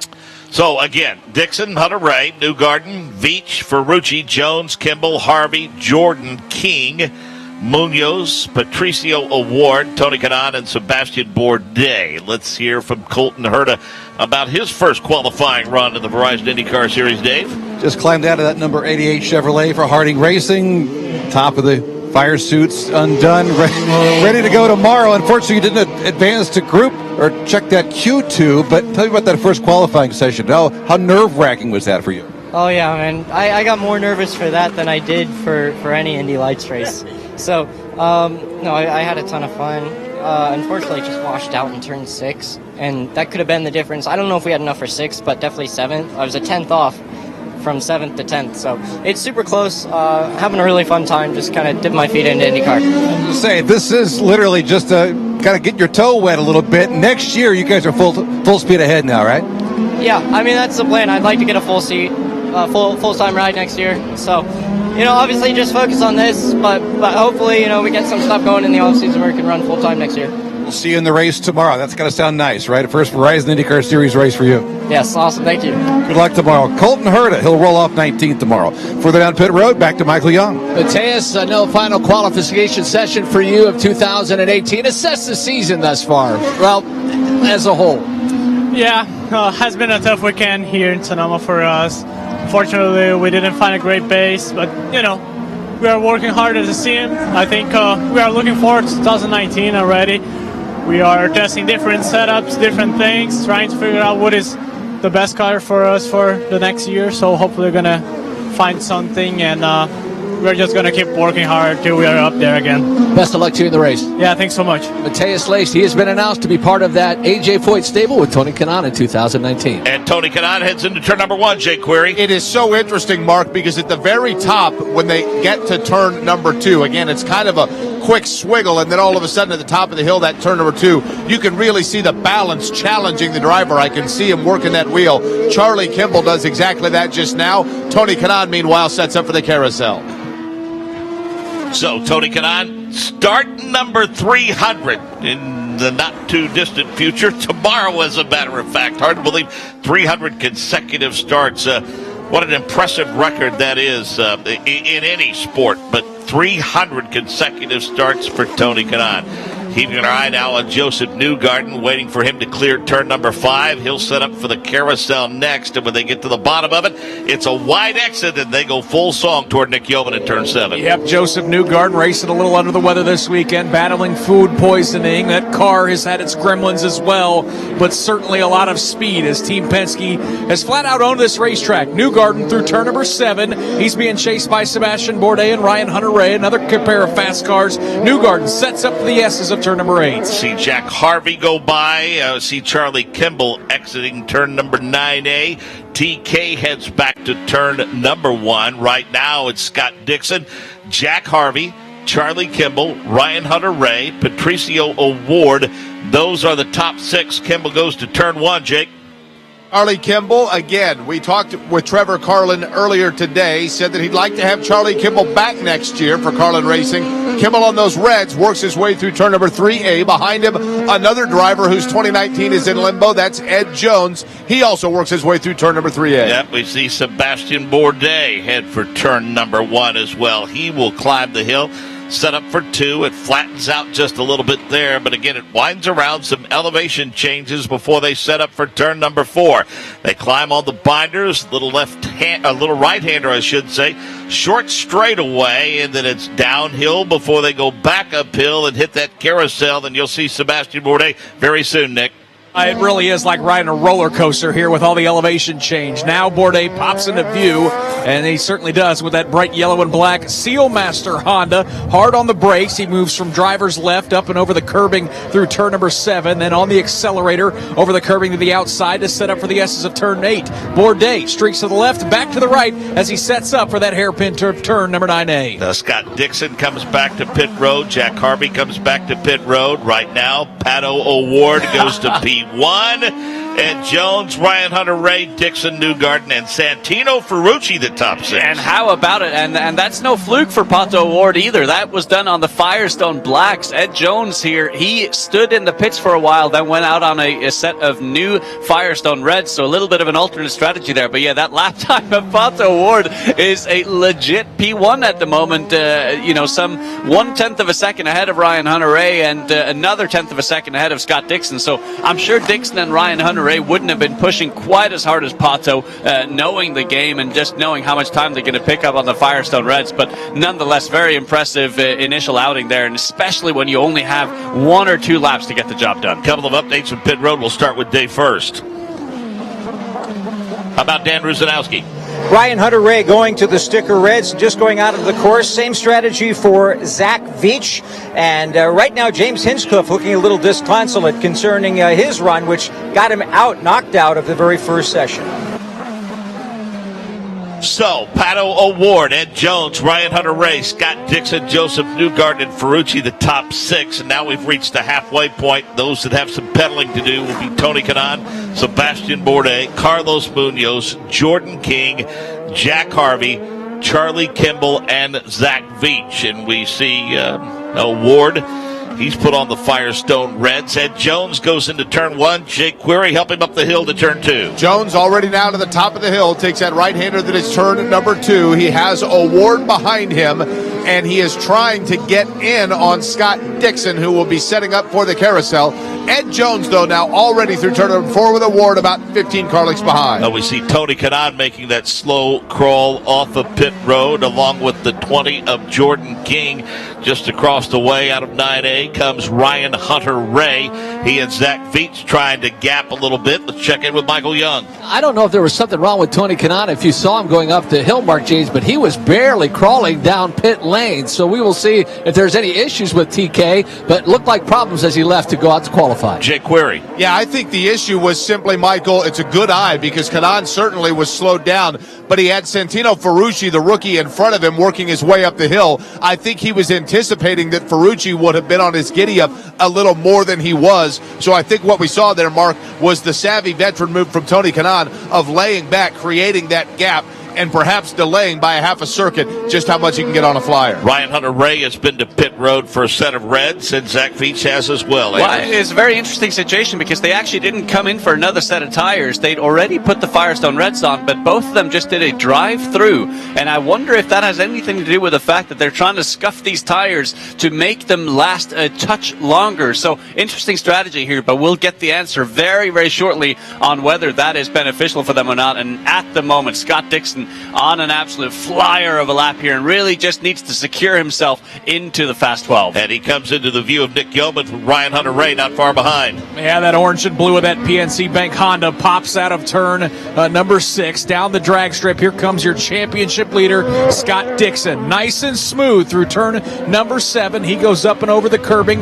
That's the preferred driver's line out of this corner. Ryan Hunter-Ray giving chase, but our championship leader streaks to the S's of turn 8. I was up in turn 7 for a long time, and you know, being in here, it's really cool to hear them go through the gearbox back down the hill, isn't it? And it's just so difficult to get the traction off that corner because you're in first gear, and then as you go over those rumble strips, it's actually painted concrete, and that means that there is almost no grip, so you have to be so ginger on the steering input. And as we talk about Scott Dixon, look at this, to P1, 117.59 ahead of Joseph Newgarden, and now Pato Ward goes to P3 with a 118.1. Scott Dixon gets one more lap in, as does Ryan Hunter-Ray.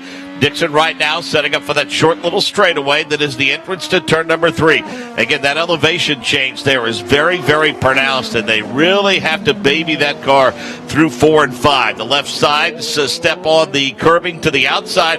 Rear end steps out a little bit as he climbs back into the throttle. Scott Dixon getting ready to exit the carousel and make that long climb up the hill toward turn 7. Yeah, it's all about throttle control through the rhythm section of the racetrack. This part of the track, as Dixon roars down the drag strip through turn 7, is all about letting that Honda engine go ahead and eat through the corner. Dixon accelerates out of turn number 7. Ryan Hunter-Ray giving chase, Mark, as they set up for the S's. Yep, checkered flag is out on the session. For now, it's Dixon, Newgarden, Patricio O'Ward, Ed Jones, Ryan Hunter-Ray, and Tony Kanaan. Question is, can Ferrucci, Munoz, Kimball, Bourdais, King, any of those guys get in?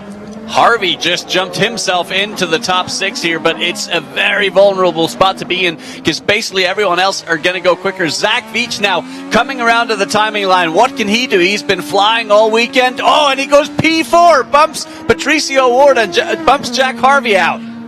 We're watching Charlie Kimball come off of that final turn before he gets to the timing line. Doesn't look as though that Charlie is going to be able to improve his position. How about Sebastian Bourdais, who's currently P24? He clears that timing line. Any improvement for Bourdais? P6 for Sebastian Bourdais. Did Carlos Munoz, did he improve his position in the 6? No, he did not.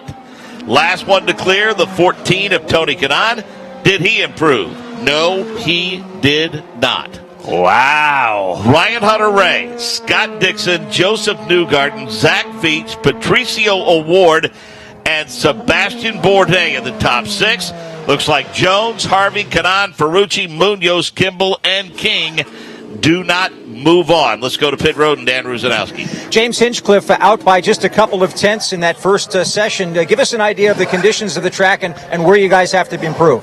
Yeah, we needed to improve with the wind going this direction, unfortunately. Yesterday it was a complete 180 from the way it's blowing, and we just don't have the car sorted for that. And, with the Firestone Reds the way they are, it's kind of one and done on the laps. And, I made a couple small mistakes, to be honest. And with with the field being this competitive, you just can't afford to do that. So I feel bad for the guys. We should be starting further up than that, but it's definitely been a bit of a struggle this weekend. Have you noticed it's different with the downforce this season too, coming into 9 and 9A? Oh yeah, I mean you're taking away 40% of the downforce we had last year. So all these fast corners, these corners with crests, things like that, it makes it all a bit trickier. And then you throw in a 20-mile-an-hour wind, it doesn't make it any easier. But same for everyone, and we just didn't get it done today. So like I said, we gotta put our thinking caps on and see what we can do to make it better tomorrow. Tomorrow's another day. Good luck. Thank you. That's James Hinchcliffe, who certainly will be trying to get things a little bit better in the next day of work, and he'll be on the circuit tomorrow ready to go. So let's get back to Mark. So, Ryan Hunter-Reay, Scott Dixon, Joseph Newgarden, Zach Veach, Sebastian Bourdais, and how about Patricio O'Ward? Yeah, I mean, that is, to be honest with you, mighty impressive. And considering he'd never driven this track until about a week ago, that is crazy impressive. And obviously, it comes to show why he had the season that he did in Indy Lights, and just how much that has transferred. I mean, we've seen that over the last couple of years, just how quick the Indy Lights drivers get up to speed. But yeah, this is something new, and this is very exciting. Yeah, that's a pretty impressive run, most assuredly, for him. Well, Sebastian Bourdais, as we mentioned, he is P6 in this session, and earlier today we caught up with Dale Coyne. We wanted to get a sense with him on where things stood with Sebastian Bourdais for 2019, and also with the 19 car, with all of the various drivers that have been in it this season. So Jake Query had plenty of questions about the offseason and the season to come with Dale Coyne on pit road earlier. Are we watching here in Santino Ferrucci a driver that will be full-time for you in 2019? Well, that was the game plan, to kind of do some more races after the Detroit race and see where it can all end up here. So we're still working on lots of things, lots of people talking. So our second car is pretty hotly contested right now. I was going to say, if you had to list right now the drivers that are in contention for you to be a teammate of Sebastian Bourdais, where would you list them? It's a long list. A lot of guys are working hard to put their programs together, and usually this time of year we're not so sure whether we run two cars or not. We always seem to, right? But I'm 100% confident we will this time. Is there a possibility you could do three cars next year? A possibility. We prefer to be two, but you never know. How difficult is it from your standpoint when you have a driver, and obviously we had this year, where injuries kind of limit exactly someone getting into a groove, but yet shows promise? I would think that also makes you have to kind of take a long, hard look at somebody. It makes us think about a lot of things. We've had it 2 years in a row. We had it last year with Sebastian, and then this year with Pietro. So it makes you think about who's out there. We look what Schmidt's up against now, and you think a little differently when all those things happen. So moving on, Simon Pagenaud, Alexander Rossi, Will Power, Takuma Sato, Marco Andretti, and Graham Rahal. Ryan Hunter-Reay, Scott Dixon, Joseph Newgarden, Zach Veach, Patricio O'Ward, and Sebastian Bourdais. Another driver we talked about needing some momentum going into the offseason is Graham Rahal. Going to be huge for Graham to get into the round of 12. Yeah, it is, but he's really not going to be happy unless he's in the group of six because, looking at how difficult this place is to pass, the only real shot you have at a podium position, unless something crazy happens, is if you start in that fast six. So we know Graham Rahal, happy that he made it through, but only just managed to scrape by. He's not going to be happy until he's in the fast six. Michael Young, a narrow miss for Jack Harvey. 0.2 of a second for Jack, this Meyer-Shank Racing team. It's been quite a season. You guys have come a very long way. You congratulated everybody on the crew. I know you wanted to get to that second round. Assess that qualifying effort. It's probably where we were in practice, honestly. It's tough, mate. I know that how hard it is at this level. So many good teams here, so many good drivers. I think Portland, we had, in general, just a bit more speed and, kind of missed it there. And it's one of those ones where, you've really got to make it when everything's good, because when it's not good, it just makes it that extra bit harder. And I don't think any of our cars ended up transitioning today, which is obviously disappointing. But the thing is, the guys are working really hard. You go from a good weekend, you go to a bad weekend. The guys have not forgotten how to engineer a car. I've not forgotten how to drive. It's just, the combination. We just haven't quite stumbled upon it yet. Obviously, we're working as hard as we can to put our AutoNation Sirius XM car to the front. There's a lot of guests here this weekend for them, so we want to put on a great race. And I mean, it's difficult to be too terribly disappointed. We're here, we're giving it a best shot. We're hopeful that next year's program might expand a little bit. So if it expands, more opportunities to try and get into the top 12. Your teammate James Hinchcliffe mentioned that the wind had changed completely compared to this morning. Talk about that. Was it the same for you? Absolutely. I mean, honestly, it threw me off the first set quite a lot. I had to readjust a few things, where I was braking, my brake bias, stuff like that, just to try and make it as least bad as possible, I guess, is the best way to describe it. But, honestly, it's a very common thing here at Sonoma. The wind changes direction in the afternoon, so nothing that we should have been completely unprepared for. But thing is, when you're not quite in the window of the car and everything's just not quite there, those little things make what feel like a huge difference. So if your car was awesome and it felt like it was on rails, you'd be like, what wind? So I think this weekend it's just been tough. It's just kind of exposed maybe the things we need to work on in the off season, and then you get an extra thing that we maybe hadn't banked on, and it just throws an extra curveball there. Still a fantastic job this year, and best of luck tomorrow. Thanks, mate. Appreciate that. You got it. Jack Harvey, driver that number 60 racing entry for Meyershank Racing. Down to Dan Rusanowski. Jordan King, not exactly the qualifying session that you wanted to have, but there are a lot of different conditions with this circuit that all the drivers are talking about. Give us an assessment of what you went through. Well, it was quite tricky, really. We seemed quite strong, and then starting that run on reds there, we had a problem somewhere. So we're just plugging into the car, trying to work out what it was, but we had to come into the pit, so I didn't set a lap time on reds, which is annoying because I think we were close to the cut-off point on lap time. So yeah, it's annoying when you can be kind of inside the top 10 and you end up last. So you feel that had you gotten the reds on, you would have been in much better shape? Yeah, definitely. Give us a thought about tomorrow. It's going to be a long race. I think it'll be quite a physical race. It seems quite a demanding circuit. It's going to change a lot as the race goes on. Obviously, running both Firestone compounds, black and reds, will be a bit of a balancing act in how you set up the car and how you drive. So, there's going to be a lot of variables. So I expect to see a lot of people changing places. All the best to you. Thank you. Let's go to Dave first. Here at Tony Kanaan, started out on the reds. May have helped you a little bit in that session, or not so much? What do you think?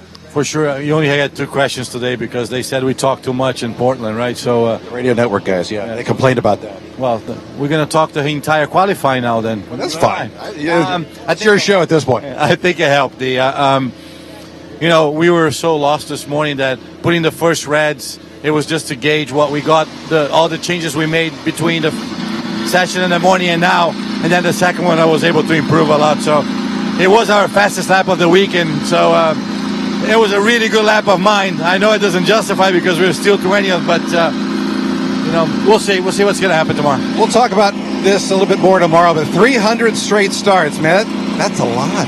It is. It's a milestone. I'm enjoying every moment. A lot of fans this weekend came and congratulate me on that. So I'm trying to enjoy at least this part. So I'm glad qualifying is over. I'm going to go to bed because I still got to make the start to be able to clinch that.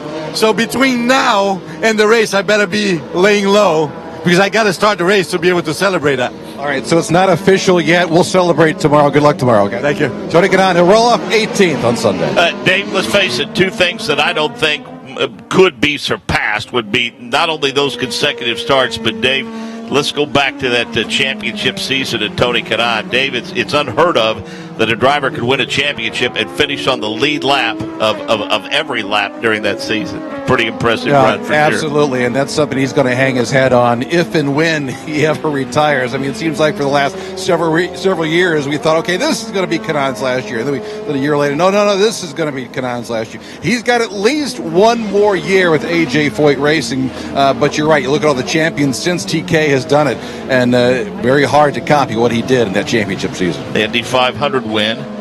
Series champion, as we mentioned, 300 consecutive starts tomorrow, winning that championship, finishing on the lead lap at every race. There's nothing left for him to accomplish other than the fact that he thinks he can still win races. Right. Well, I think also the other thing that I don't feel like we talk about often enough is just the fact that he is by far and away the biggest fan favorite of anyone in the Verizon IndyCar series, and I had the opportunity a couple of years ago to go to him to the state fair, and I mean the people that would just flock around this guy is unbelievable. And to be honest with you, I don't know that we will ever see that in the future of the Verizon IndyCar IndyCar series again. Someone of that popularity and someone that just genuinely everyone sees as a tremendous individual on and off the track. Well, you know when he takes the lead of the 500, that's for darn sure. A comment from pit road with Michael Young. Yeah, it was interesting having teammates out here. Obviously, Scott Dixon's teammate Ed Jones already out. Marco Andretti was heading out pit lane, and Dixon was right behind him. Dixon tried to pass him as they exited pit lane, and Marco said, you're going to stay behind me. So not sure if Marco's going to hold Dixon up, but I know Dixon wanted to get out there and get qualifying and get around that number 98 machine. Yeah, it is, and interesting to see. Jake Query. Pato O'Ward just went off, guys. He was on those softer red tires. He came up very hot into turn number 2. And what do I see each and every time? And that is Anders, that rear end just kind of wants to get around a little bit. And as a result, that balance swung around on Pato O'Ward. He was able to get back on track, but this lap now is going to be a wash for Pato O'Ward. Yeah, big time. Tries to commit a bunch of speed through turn 1, and because of that, breaks very, very deep and runs out of road. And the lucky thing is no wall or no contact, and normally not a lot of damage done to the car when you run off the track there in turn 2, but certainly a rhythm disruptor. And I was just going to touch on the fact that there's a lot of different strategies being played out here. Zach Veach, Graham Rahal, Marco Andretti, and Pato O'Ward all have taken to the Firestone Red in their first outing, and that is, again, as we've seen during the course of this year, to try and get those banker laps, figure out exactly what balance they're going to have when they go to another set. And a big off there for Zach Veach in turn 9, and the rear just snaps away from him. And this is exactly what we're talking about. These are difficult conditions. Will Power, Joseph Newgarden among those exiting the carousel. Yep, those two dual Verizon Chevrolet streak up the drag strip leading up to turn 7, fastest part of the racetrack. Power's the first one to make his way through that corner. Then comes Newgarden. Both of those drivers absolutely have to win tomorrow in hopes to win the championship. One guy that it's not nearly as much of an uphill battle as Alexander Rossi, as he and his teammate Ryan Hunter-Reay streak out of turn number 7 and set up for the S's.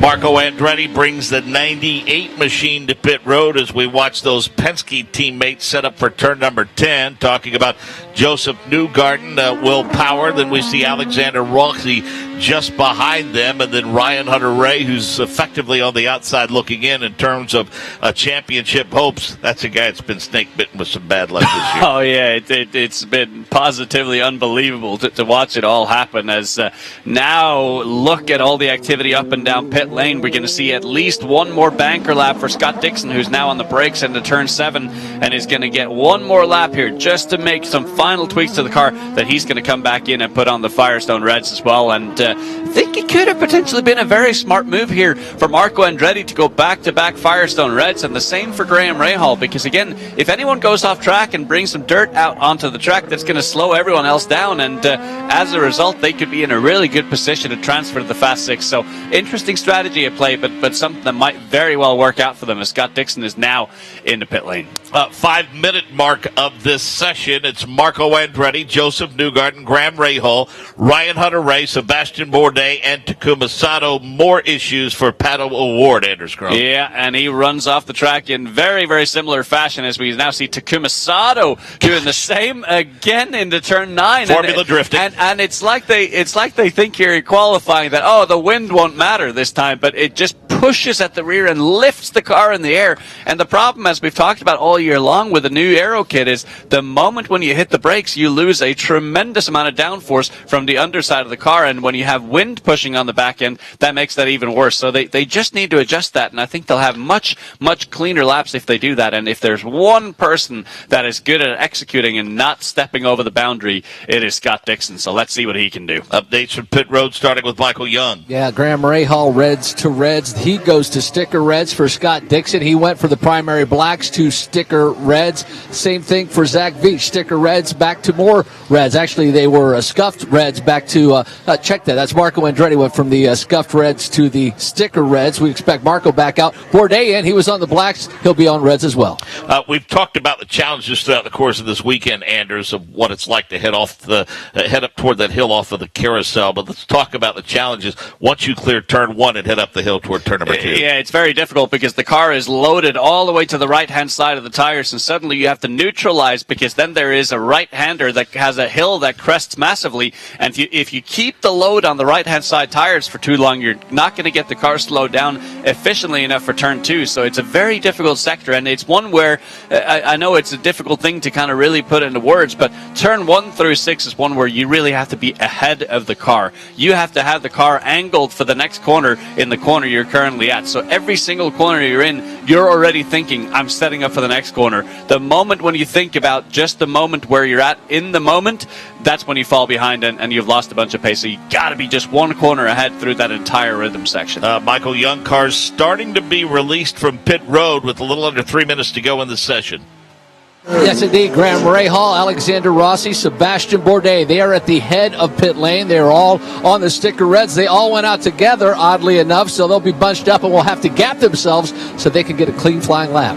You're thinking Scott Dixon?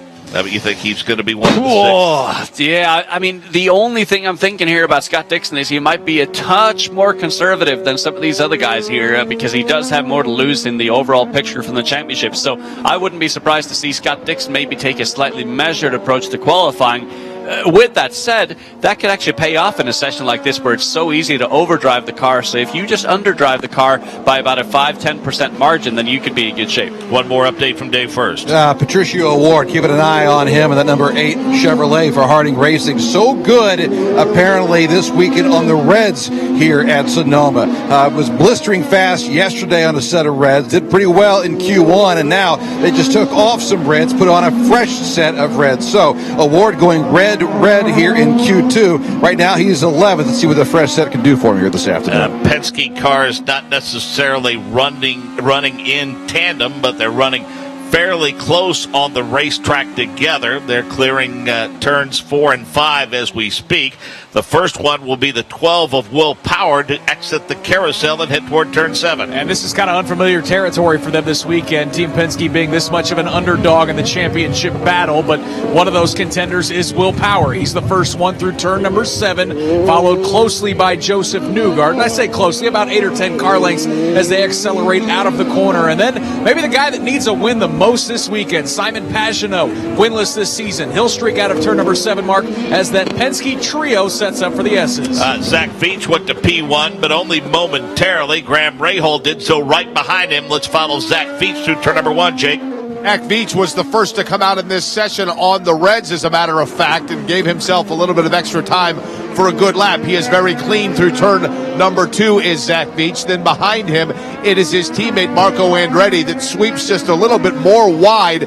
Marco Andretti now sweeps his way into turn number 3. Into turn number 3 goes Marco Andretti, and Zach Veach sees the rear end of that race car step out on him as he exits turn number 4. He gathers it back in, and right now, Nick Yeoman, Zach Veach continues to tumble. He's on the outside looking in. Going to have to pedal if he wants to make his second Firestone Fast 6. Did it at Portland a couple weeks ago. Veach, the first one through turn number 7, takes a pretty aggressive line as he's quick back onto the accelerator. Graham Rahal gives follow through turn 7, but Veach already through the S's, bending to the right and then back to the left. Ryan Hunter-Reay, with just a couple of ticks left on the clock, goes to P1. Joseph Newgarden, Dixon, Award, Rossi, and Marco Andretti, the top 6. Power, Pagenaud, Rahal, Veach, Bourdais, and Sato, the guys that have got a pedal. And this is going to be tricky here for Will Power to be able to back that lap time up because we know the drop-off is significant. Graham Rahal has gone across the line. He will not proceed into the Fast 6. That's going to be a big disappointment. Next up to the line is going to be Takuma Sato. Let's see what can he do. He goes no further. And now for Simon Pagenaud, the guy who's had such a terrible year, what can he do? Can he put his way in? He cannot either. This is all looking stagnant. No one is going quicker on their second lap on these Firestone Reds, and Pato Ward has backed off, and I believe Alexander Rossi is doing the same, so things will stand as they are with Ryan Hunter-Reay P1, Joseph Newgarden P2, and Scott Dixon P3, and Pato Ward P4. How about the youngster Pato O'Ward? 2 cars out on the track right now, Alexander Rossi and Pato O'Ward, but both did not come off very aggressively off of turn number 9 as the session had ended. So again, Ryan Hunter-Reay, Joseph Newgarden, Scott Dixon, Pato O'Ward, Alexander Rossi, and Marco Andretti. How about Andretti Autosport? How about that for a top 6? And No, not in my wildest dreams would I have expected Will Power to be eliminated. Simon Pagenaud's looked strong, but that's sort of in and around where we expected him to be. But to see Will Power eliminated is just an absolute shock. Power, Pagenaud, Rahal, Veach, Bourdais, and Sato. They are 7 through 12. The round of 6 is next here at Sonoma. Firestone presents Legendary Drives. It was the 1969 Indy 500 when Mario Andretti's crew couldn't get his right rear tire off. He had no choice but to drive on it the whole race, still finishing with a checkered flag and a drink of milk. Now that's legendary. And if Firestone tires are so dependable they can take Mario 500 grueling IndyCar miles, just imagine how far they'll take you. Whatever you drive, drive a Firestone, the tire that drives IndyCar legends. From the Firestone broadcast booth in Sonoma, this is the Verizon IndyCar Series. So rolling off 7th tomorrow will be Will Power. He'll be joined by teammate Simon Pagenaud in row number 4. Row 5 will be Graham Rahal and Zach Veach. Row 6, Sebastian Bourdais and Takuma Sato. Row 7, Pietro Fittipaldi and Ed Jones. James Hinchcliffe and Jack Harvey in row number 8. In row 9, Spencer Pickett and Tony Kanaan. Colton Herta and Santino Ferrucci in row number 10. Max Chilton and Carlos Munoz in row number 11. In row number 12, Matthias Leist and Charlie Kimball. And starting 25th will be the number 20 of Jordan King. And Patricio O'Ward. What an impressive weekend for that young man. Yeah, it is indeed. And just going from strength to strength. And I think now that he's in the Fast Six, he'll certainly feel no pressure whatsoever to do anything. So I think he can just drive with his shoulders lowered. And so exciting the fact that we have mainly the 2 championship contenders, Alexander Rossi and Scott Dixon, going through to the Fast Six as well. I think it's going to be a cracking battle here for the pole position. Well, among the tools he has at his disposal and the things that places he can go for some advice and observations, how about a guy like Al Unser Jr.? Dave, first, you've caught up with him. He's the executive consultant for Harding Racing down here throughout Pato's 2 qualifying sessions. Guess what? We're going to have a third now in the Firestone Fast 6. How big is this? It's real big. It's real big. Pato's doing a fantastic job, and the whole team here on the 8 car has put it together, and so yeah, it is, the result is top 6. You listened to a lot of feedback from the various drivers this year. Is his feedback any different than maybe some of the others, or what has he given you guys that obviously is succeeding here this weekend? No, I think really it's the continuity between Pato and his engineer Mark. They've been together all through the Indy Light season, and so they know one another really well, and so they've been communicating really, really well with each other throughout the weekend. It's a big, big deal. Congratulations. See what happens in the Firestone Fast 6. Well, we're going to find out. The countdown is on. Al Jr. down here, Harding's first Firestone Fast 6 this season. Michael Young. With Graham Rahal. Graham, you were just debriefing real quick. How was that run? Made it to round 2. Car change at all between 1 and 2? Yeah, I think we found some good stuff there between the 2 that helped, this Total USA car a little bit. But, we got a little bit of work to do. Tomorrow's going to be an interesting day. I mean, without a morning warm-up, I think there's a lot of people up and down here that are scratching our heads, and what do we do? But, we certainly didn't have 3 plus 10 or whatever was needed to advance. But to be 9th was decent. Like I said, we'll reload and go towards tomorrow. Alternate reds on the long haul. We saw one good lap, and then they start to fall off. Do you expect them to fall off a lot on a run? I expect both to fall off a lot. So, sorry, I got something stuck in my throat. But, I expect both to fall off huge. So we'll see. I don't know which one's going to be, preferred. Actually, I thought the reds were going to be. But then in qualifying even, from lap to lap, you can feel the rear tire drag a little bit, whereas the blacks don't seem as bad. Good luck tomorrow. Thank you. Graham Rahal will start on the inside of row number 5, guys. Average starting position, 13.5 for Graham Rahal this season. I would imagine when they do the debrief on 2018 with a goal in mind of what they need to improve for 2019, I think that's going to be at the top of the list. It 100% is, because if you look at where he starts compared to when he finishes, he always moves his way forward, and they just make their life very, very difficult by not qualifying in the Fast Six for all these races. So I think if they figure that out, they will be an absolutely lethal combination going into 2019. 12 top 10s for Graham Rahal this season. Right. 12 top 10. Yeah, and he's a finisher, and he races aggressively. He always makes his way forward, and they always do a great job on strategy, and it's just a matter of figuring out that outright speed. What are they missing? Why are they not extracting the most out of the Firestone Reds when things really, really matter? And certainly they have some work to do on the super speedway setup as well. Simon Pagenaud rolls off 8 tomorrow day first. Yep, we'll see if he's happy or not, because he's usually pretty honest with us, and he'll tell us, right? Yeah, it's been great progress this weekend. I haven't been happy on the road course all year long, and this is... Why is that, you think? Well, let me explain. This is quite satisfying. We've made big progress this weekend, and I personally, I think there's a little bit in driving because I haven't had the car in such a sweet spot in a long time. So it's a little bit on my driving to get the last 10th, and then we struggled to get the front tires coming up on the first lap, and we only get one good lap on reds, so it would have been enough to transfer. We definitely had the speed, but you got to put it all together. All right, good luck to you. Simon Pagenaud, he will roll off 8th, two-time champion here at Sonoma, trying to make it 3 in a row tomorrow. There will not be a 5th pole this season for Will Power, nor there will be a 55th in his career. It looks odd to see him starting 7th. It really does, and especially around a place like this where historically he's been so strong, and where Team Penske historically has been just so strong. And it can be one of those small things where if you just outbrake yourself a touch into one of the brake zones here, it's a compounding issue because of all the back-to-back corners here. So if you miss one apex, that can lead to you then losing the apex for the next few corners, and that can easily be 2 to 3 tenths. So it could be something as simple as that. He qualified 6th for the first race at Belle Isle. The 7th starting position, his worst of the year. Isn't that crazy to think? Yeah, Lee. That is absolutely astonishing to think. Wow. The interesting note now, as I'm looking up and down here, is the fact that Pato O'Ward did 2 sets of reds in that previous session, so that could be a little bit of a detriment for him. Everyone else that I can recall, well, maybe not Marco Andretti, everyone else that I can recall went black to reds, and so, yeah, two laps on that last set of reds there. So that could be enough to just drop you a couple of tenths to not be in contention for pole position. But what's the phrase? He's playing with what, house money now? Is that what they say?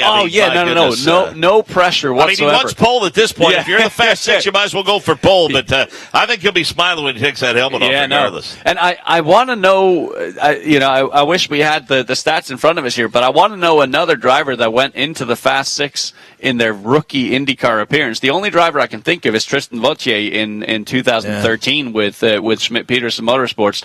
And Matthias Leist, didn't he make it? Yeah, he qualified 3rd, didn't he, at St. Pete? So, but regardless, very impressive what we're seeing so far. And I think he's going to have a struggle slugging it out with the big dogs now, though, in the Fast Six. So, again, Newgarden, O'Ward, Dixon, Rossi, Hunter Ray, and Marco Andretti, the top 6. The worst starting Andretti car, 10th. They've got it figured out, I think. Big time. So, and I know the team that's going to be the most flustered by that is going to be Team Penske, because they basically owned this track here for the last few years with just the best shock package. But whatever it is, Andretti have something figured out mechanically, because as soon as they took the downforce off these cars, they've been lightning quick at every type of track. How about Marco Andretti finding his way into the Fast Six? I mean, good for Marco. I mean, he set on pole at Belle Isle, and we thought the second half of the season was going to be kind to Marco, but his average starting position this year is 12th, average finishing position 11th. So it's been a rather pedestrian season for Marco, but we talked about guys and pointed out guys that are looking for solid weekends to gain a little momentum, put a little spring in their step toward the offseason. This is a good run for Marco. No, it is for sure, and it's exactly the type of momentum he needs to go in. And just to put a cap on the whole rookies to make it into the Fast Six, I just got a text from Arnie Sreben from IndyCar saying, and of course, why didn't we remember this? Robert Wickens, Jordan King, and Matthias Leist all made the Fast Six at St. Pete this year. So there you go. I guess I should go eat a straw hat. We've slept since then. I mean, all of that information is right here in what Arnie painstakingly prepares for us each and every week. And sorry, Arnie. We appreciate his. I mean, we get notes from him all throughout the course of the season during our shows, and it's much appreciated. We appreciate the help of that entire that part of the organization for sure.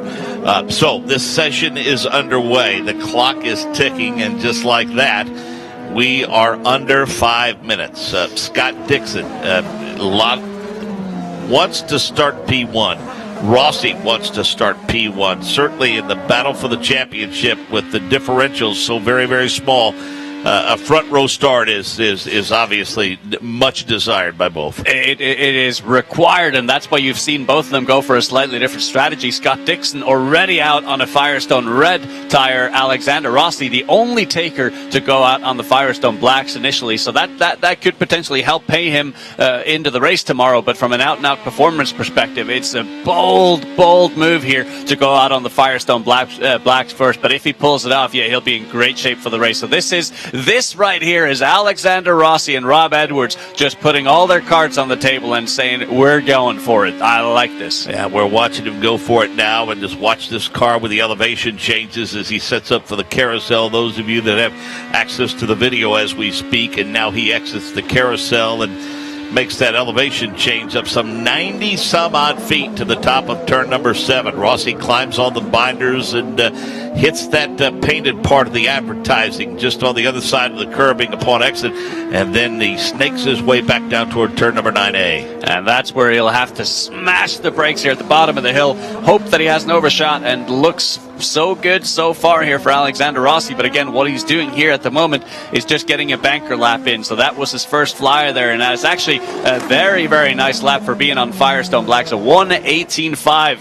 And Ryan Hunter-Ray on the Firestone Reds goes to P1 with a 1:18.0. We expect those times to keep falling as Scott Dixon crosses the line. What does he do for a first flyer? He goes to P1 with a 1:17.7 and straight into pit lane to put on another set of tires. And Marco Andretti just turning his initial laps in this session. He waited until about the 4-minute mark to exit pit road. Some updates from Dave First. Just saw both Joseph Newgarden and Ryan Hunter-Ray. As soon as they laid down that hot lap, they immediately came back onto pit road, as did the number 8 of Patricio Award. Just 19 years old from Mexico and putting on one heck of a show here in his series debut at Sonoma. 67.7599. That's the speed they're chasing. Scott Dixon just posted that. An update from Michael Young now. Yeah, Joseph Newgarden and Ryan Hunter-Ray both went out on scuffed reds. They will repeat that feat and go back to scuffed reds for the final couple of minutes of this final qualification session of the year. Currently, Alexander Rossi out there on the circuit on those Firestone Blacks. One of those places where you have to attack the curbing in order to get off a good lap. Yeah, no, you do, and it's basically every single corner on the latter part of the track here. So Pato Award has done a 1:17.9, goes to P2. What an impressive lap for him, and Marco Andretti now out on track. And I can't emphasize enough just how important this qualifying session is. With track position as crucial as it is around Sonoma Raceway, this is the most important qualifying session of the year and could really dictate the path of the championship. Dave, knowing that he will start no worse than 6th, he's currently P2. You say this session might be over for Pato Award? Oh, yeah, he's already climbed out, and Al Unser Jr. has met him with high fives, and I'll tell you what, it was a smile from ear to ear for 19-year-old Patricio Award. Whatever happens, happens, but he is going to start no worse than 6th. High fives all around here. Let's see if we can get a quick word. What do you think about this, Patricio Award, as he can continue to get the congratulations of the crew? Firestone Fast 6 debut, not bad, huh? Firestone Fast, that's pretty good, right? I think so. Yeah, we had a really good day yesterday, and I'm getting more and more comfortable in the car. Everything is slowing down a little bit now, and I was just happy I was in the Fast 6. I didn't care where I ended. I just said, let me just go out, let me lay down a fat one and see if we can be on pole. Obviously, it's a little optimistic, but if I end 3rd, I'll be very, very, very happy. It was a very good day. I'm looking forward to tomorrow. Can't wait to see you back out there tomorrow. Good luck to you, okay? Thank you. Patricio Award, big smiles down here in the Harding pit. Marco went out, laid down one lap. It was a fast one, a 67.7999, and he's parked it on pit road. Yeah, he has, and now Scott Dixon still out on the flyer. But here is the crazy bit. Alexander Rossi to pit lane. He's not even going to go to the Firestone red tires. They have played their strategy. They're now going to have a new set of Firestone reds for the race tomorrow. So they are banking on the fact that this is going to be a race just about tire strategy and tire fall off, and if that comes through, yeah, they're going to be in great shape for the race tomorrow. So they are not even worried about pole position, which is a crazy thing to say here at Sonoma Raceway. But They have laid their cards on the table. They know that the only way to get the championship tomorrow is with an aggressive strategy, and they have already displayed that as the checkered flag is now out on track. And Scott Dixon going to try and do another banker lap, but he does have the pole position in the bag at the moment. Ryan Hunter-Reay among those trying to improve his position, as is the number 1 of Joseph Newgarden. And it looks like Dixon pushed it a little too mightily off of that turn number 9 portion of the race course, but Joseph Newgarden driving through that dust as we speak, and Joseph full song. We'll see what he does. He goes to P2 and bumps Marco Andretti back to the second row.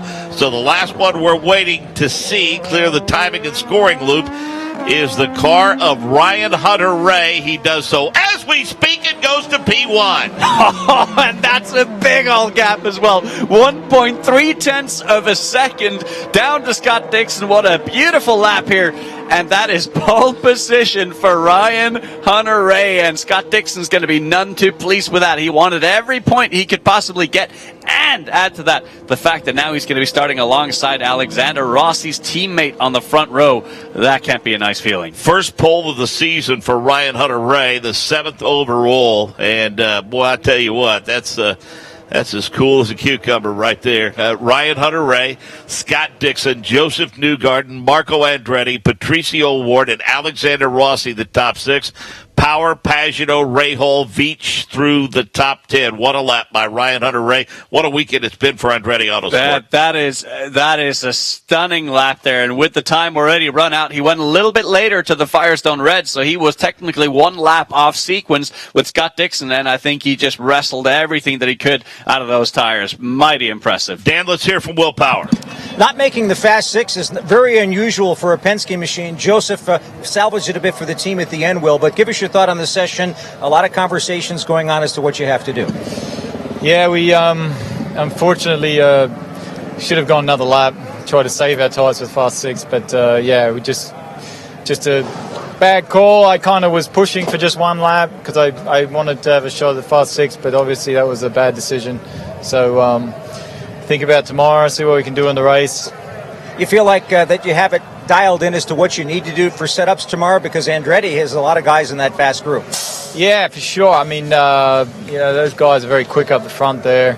Felt like we had a reasonable car in a long run, so I think it's going to be a bit of a strategy game with how much the tires drop off and when you pit and whether you do 4 stops or 3 stops. Unusual start for you. You're going to be your worst was 6th at Belle Isle earlier this year. This is your lowest position to start a race. How do you deal with it at a track like this, like Sonoma? Yeah, I know. It's I mean, it is what it is. You have to start back there sometimes, and yeah, unbelievable when you think about my qualifying record this year to not be in the Fast 6, but that's how it goes. Best of luck tomorrow. Thank you. To Michael Young. 7th career pole for Ryan Hunter-Reay. You were all smiles before you got in the car. I've seen you be more relaxed this weekend than at any other time this season, and now you're very serious. Congratulations. You got the pole for the final race of the year. Thanks. No, it was just a shootout there right to the last minute with trying to figure out which tires to go with, which Firestone tires to go with. But, the Firestone Reds were just awesome there in the Fast 6, and this 28 DHL Honda team did such a good job putting a great car under me. So it's nice to finally get that pole at Sonoma because we've been knocking on the door for it for years. So definitely a good team effort.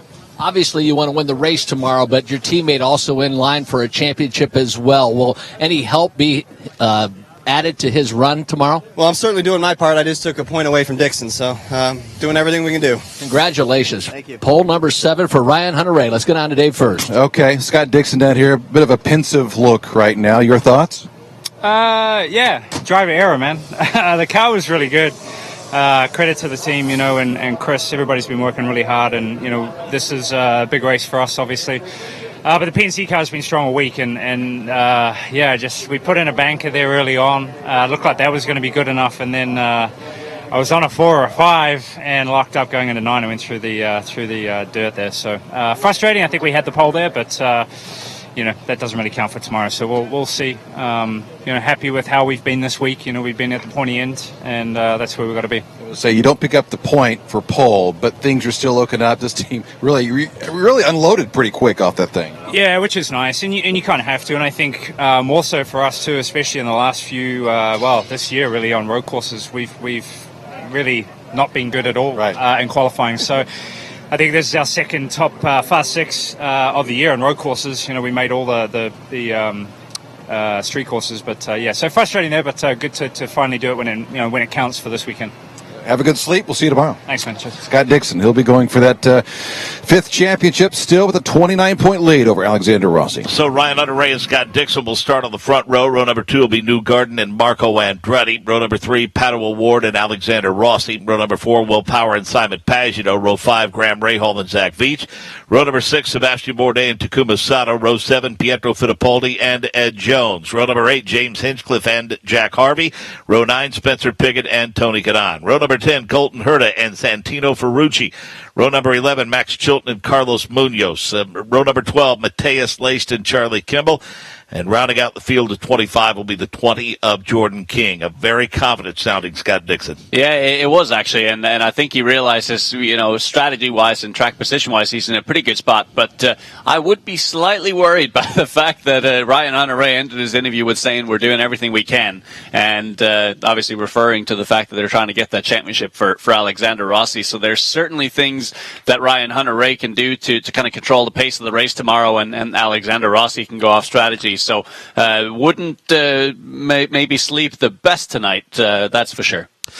You heard some interesting comments from Ryan Hunter-Reay. We already did in terms of helping, our teammate win the championship. We already kept Scott Dixon from a point. How much can a teammate do during the race to help win a the answer to that, when you have 4 teammates in the top 10, is a lot. Yeah, you can really play out the race and certainly the rhythm and the strategy of it. So I think it's going to be a matter of Scott Dixon not paying too much attention to what Ryan Hunter-Reay does, because you can very, very easily get caught out in watching the guy ahead of you. Best case scenario for Scott Dixon, he gets a good start and gets the lead going into turn 2, but that's very difficult to do around this place. Well, we're hoping to hear from Alexander Rossi here momentarily. We do want to let you know tomorrow you can join us at 3 p.m. Pacific and 6 p.m. Eastern time, and we'll have flag-to-flag coverage of the season finale. Scott Dixon going to win the championship tomorrow? No clue. And I love that. And I absolutely love that. I mean, I just love that we're going to go into tomorrow with zero kind of direction. And also just strategy-wise, this race isn't as easy as it used to be with tire degradation as high as it is now. I mean, we looked at for sure a 3-stopper last year, and then it became a 4-stopper for race winner Simon Pagenaud because he wanted clear traffic. But I think we could now be forced into a 4-stopper just based on the fact that the tire degradation is so significant around here. And if that's the case, then the windows are absolutely massive. So you can very easily stop super early, get the track position, but then that'll lose you time towards the end of the race. So I think tomorrow's race from a strategic perspective is going to be an absolute blinder. 3 p.m. Pacific against 6 p.m. Eastern. Flag-to-flag coverage is the season finale. We'll see if Alexander Rossi can catch him, or will something unexpected happen and the championship go to Will Power or Joseph Newgarden. Our thanks to Jay Query and Nick Yeoman for their call out on the course. Thanks to Dan Ruzanowski, Dave First, and Michael Young. As always, great stuff from Pit Road. The director of the Advanced Auto Parts IndyCar Radio Network is Wally Levitt. On-site engineering and production by Rick Evans. Master control operations in our Indianapolis studios today by Chris Pollock. For Anders Krohn, I'm Mark Jane. So long for now from Sonoma.